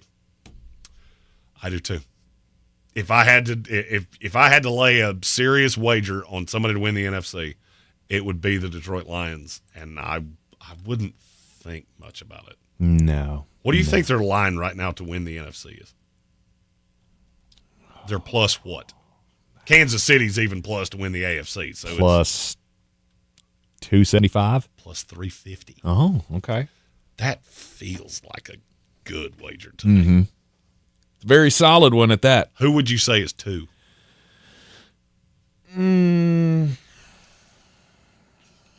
To win the NFC? Mm-hmm.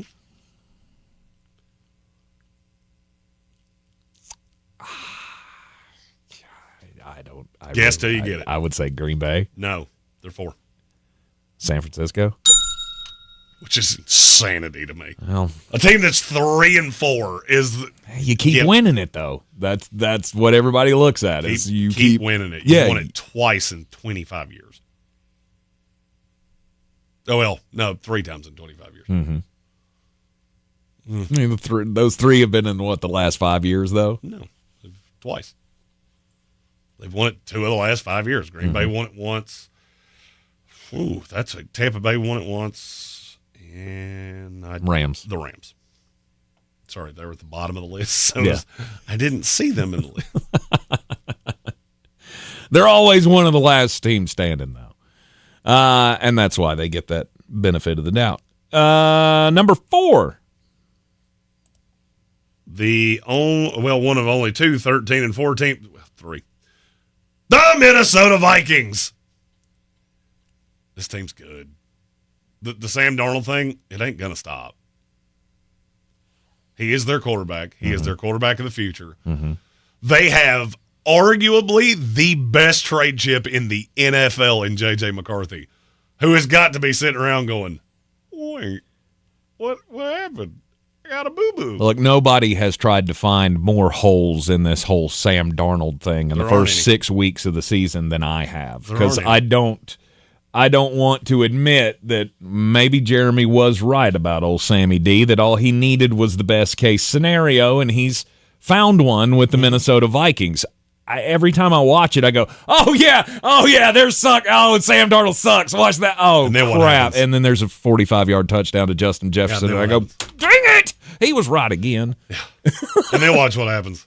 Every time he throws, every bad throw or interception or big mistake I've seen Sam Darnold make, that's one of the big things that changed with him in San Francisco. Mm-hmm. Being with Kyle Shanahan for a year, he doesn't lose his mind on the mistakes because he knows the defense is not just guaranteed going to roll over and die, which he was used to with Carolina, which he was used to with the Jets.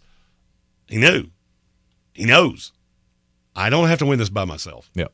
I can just be me. Sammy D, MVP. All right, 3 more teams left. Let's go to number 3. The Houston Texans. Mm-hmm. Houston, 13 and 4. Correct. All right. Same record as the Baltimore Ravens. Who are 2? Yep. To me, the Texans and the Ravens feel like the only 2 real threats to Kansas City. My problem is that I've never seen either one of you do it. Mm-hmm. And I'm not one of those that I know nobody does it until they do. You got to knock off a Kansas City team that, I go ahead and ruin this. They're 1. Mm-hmm. Do you know what I have their record at? 17 and 1. 16 and 1. Or 16 and 1. And I had to find a loss. I had to literally find a loss because I don't think a team's going 17 and 0 again. It's hard to find. At Buffalo Bills. That was the one. Or the Houston Texans. That was the one. So if you think Kansas City goes into Buffalo and beats them, then Buffalo comes down a spot in Kansas City 17 and 0. Mm-hmm. For me, you can give me the Kansas City Chiefs, the Houston Texans, the Baltimore Ravens, and the Detroit Lions to win the Super Bowl. I'll give you everybody else. Yeah. I know you wouldn't take this, but I would be willing to wager they're not going to end up 16 and 1. They will find a way to lose another game in there somewhere because they always do. Right, a few years back, it was when it was the bad Houston Texans. Remember, they got rolled by Houston at one point, and then just turned around and won a Super Bowl out of the deal. The thing about the NFL right now is it's so unbelievably top heavy. Mm-hmm. You got 4 legit contenders to me. You got a handful of teams that have all the pieces. I just need to see you put it together, or maybe you need to make an addition, or whatever the case may be. And then there's a drop off a cliff. I mean, realize the Pittsburgh Steelers and the Atlanta Falcons are borderline top 10 teams right now. Mm-hmm. That's where we're at. The rubber's meeting the road, and it's very, very obvious who's really good and who's really bad. Everything else is still left to be determined. Yep. I mean, yeah, it feels weird. We're 7 weeks into the season. But I also have to say that a different way. We're only 7 weeks into the season. Mm-hmm. There's still 11 of them left. Yeah. And last year, Kansas City found a way to lose to the Denver Broncos. The year before that, they found a way to lose to the Indianapolis Colts. There will be a loss in there somewhere. Kansas City always finds a way to lose a game that makes absolutely no sense. Precisely. You are in the Sportsocracy, and this is ESPN Asheville 92.9 FM, 880 AM and 1400. We are at the halfway point of the football season, but tonight is the start of the basketball season. So the start of the NBA season means you can wager on all the things, and I got a question. Does your favorite NBA player have what it takes to be crowned king of the court? Find out at DraftKings Sportsbook, an official sports betting partner of the NBA. DraftKings is offering $1 million a day in bonus bets for the first 10 days of the NBA season. That's $10 million in bonus bets, and here's how you shoot your shot. Opt in and get a daily NBA profit boost token. Pick a pregame NBA player prop to boost. If that player leads the league that night in points, plus rebounds, plus assists, so all of them together, the final number, you win a share of $1 million in bonus bets. Download the DraftKings Sportsbook app and use WPEK. That's code WPEK to win a share of $1 million in bonus bets if your player is king of the court only on DraftKings. The crown is yours. Gambling problem? Call 877-718-5543 or visit morethanagame.nc.gov. 21 plus, North Carolina only. Eligibility restrictions apply.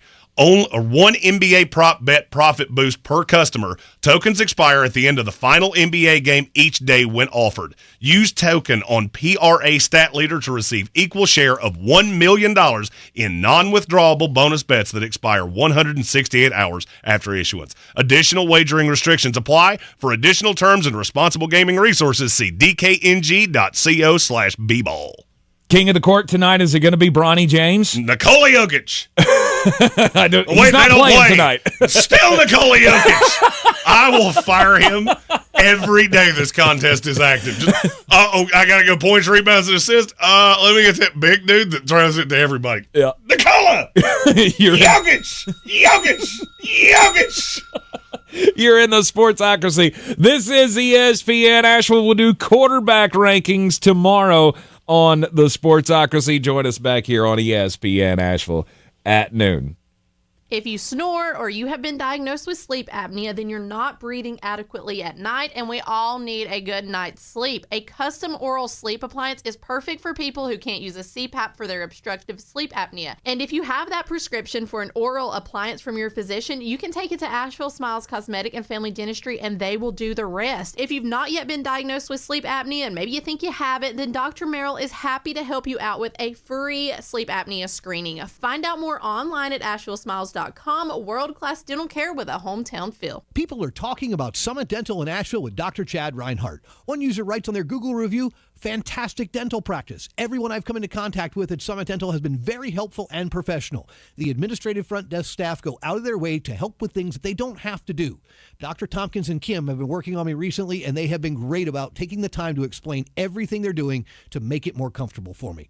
Summit Dental in Asheville. Call them today. 828-277-6868 or online at AshevilleSummitDental.com. Don't go hungry in the wake of Hurricane Helene. Western North Carolinians who lost income and have disaster-related expenses can get help buying food with DSNAP, the Disaster Supplemental Nutrition Assistance Program. Get help even if you aren't enrolled in FNS or food stamps or didn't qualify in the past. Proof of identity is required. Apply now.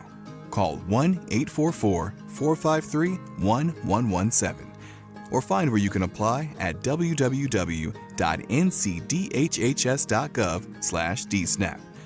You can also get more information at ncdhhs.gov. The deadline is October 24th, and you can apply starting October 18th. Call 1-844-453-1117. That's 1-844-453-1117. Get D-SNAP. Get food. Get on the road to recovery. There's a lot of talk about heroes these days. Hey, buddy, you want to go fishing? The folks in the funny outfits with superpowers and spandex. All right, buddy, let me help you. But at Ingalls, we know that a lot of our heroes Now you look like a pro. are a little closer to home.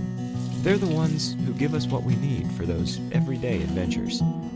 That's why we look up to the ones who look out for us. Don't forget your fish food. Catch a big one. Ingalls. See you later, Dad. All the ingredients for family. This is your Exergen Temporal Scanner weather forecast on ESPN Asheville. The dominance of high pressure continues over the next several days for the rest of the week, probably longer, but we won't get into all that right now. Looks like dry, mild weather continuing, kind of small little fluctuations in temperatures. That should about do it. Like today, 73 and tomorrow, 75. So only up a little by tomorrow, but still sunshine. Overnight lows in the mid-40s. Thursday, sunshine in the low 70s. Friday, mostly sunny, will bump to the mid-70s. From the Weather Channel, Ray Stajic. This report is sponsored by NC Medicaid for more people. NC Medicaid is for people just like me. Full healthcare coverage at low or no cost. Doctor's visits, emergency rooms, and prescriptions. NC Medicaid covers more people than ever before. See if you qualify at medicaid.nc.gov. You don't have to keep living with that joint pain. Real lasting relief is possible with help from QC Kinetics. People here are getting their lives back, getting their mobility back, thanks to QC Kinetics. QC Kinetics is the nation's leader in cellular therapies that can revitalize your joints. I'm talking about advanced regenerative medicine using your own body's healing properties, highly concentrated and carefully placed in your achy joint. Back pain, shoulder pain, knee pain. These are cutting-edge treatments that require no surgery, no drugs, and no downtime. It's a quick, in-office procedure that can get you moving again. These protocols have been developed by medical professionals and under the leadership of Dr. Mitchell Scheinkup, a former orthopedic surgeon and a pioneer in clinical regenerative medicine. Listen, is arthritic joint pain keeping you from doing the things you love? Pain in your knees, hips, back,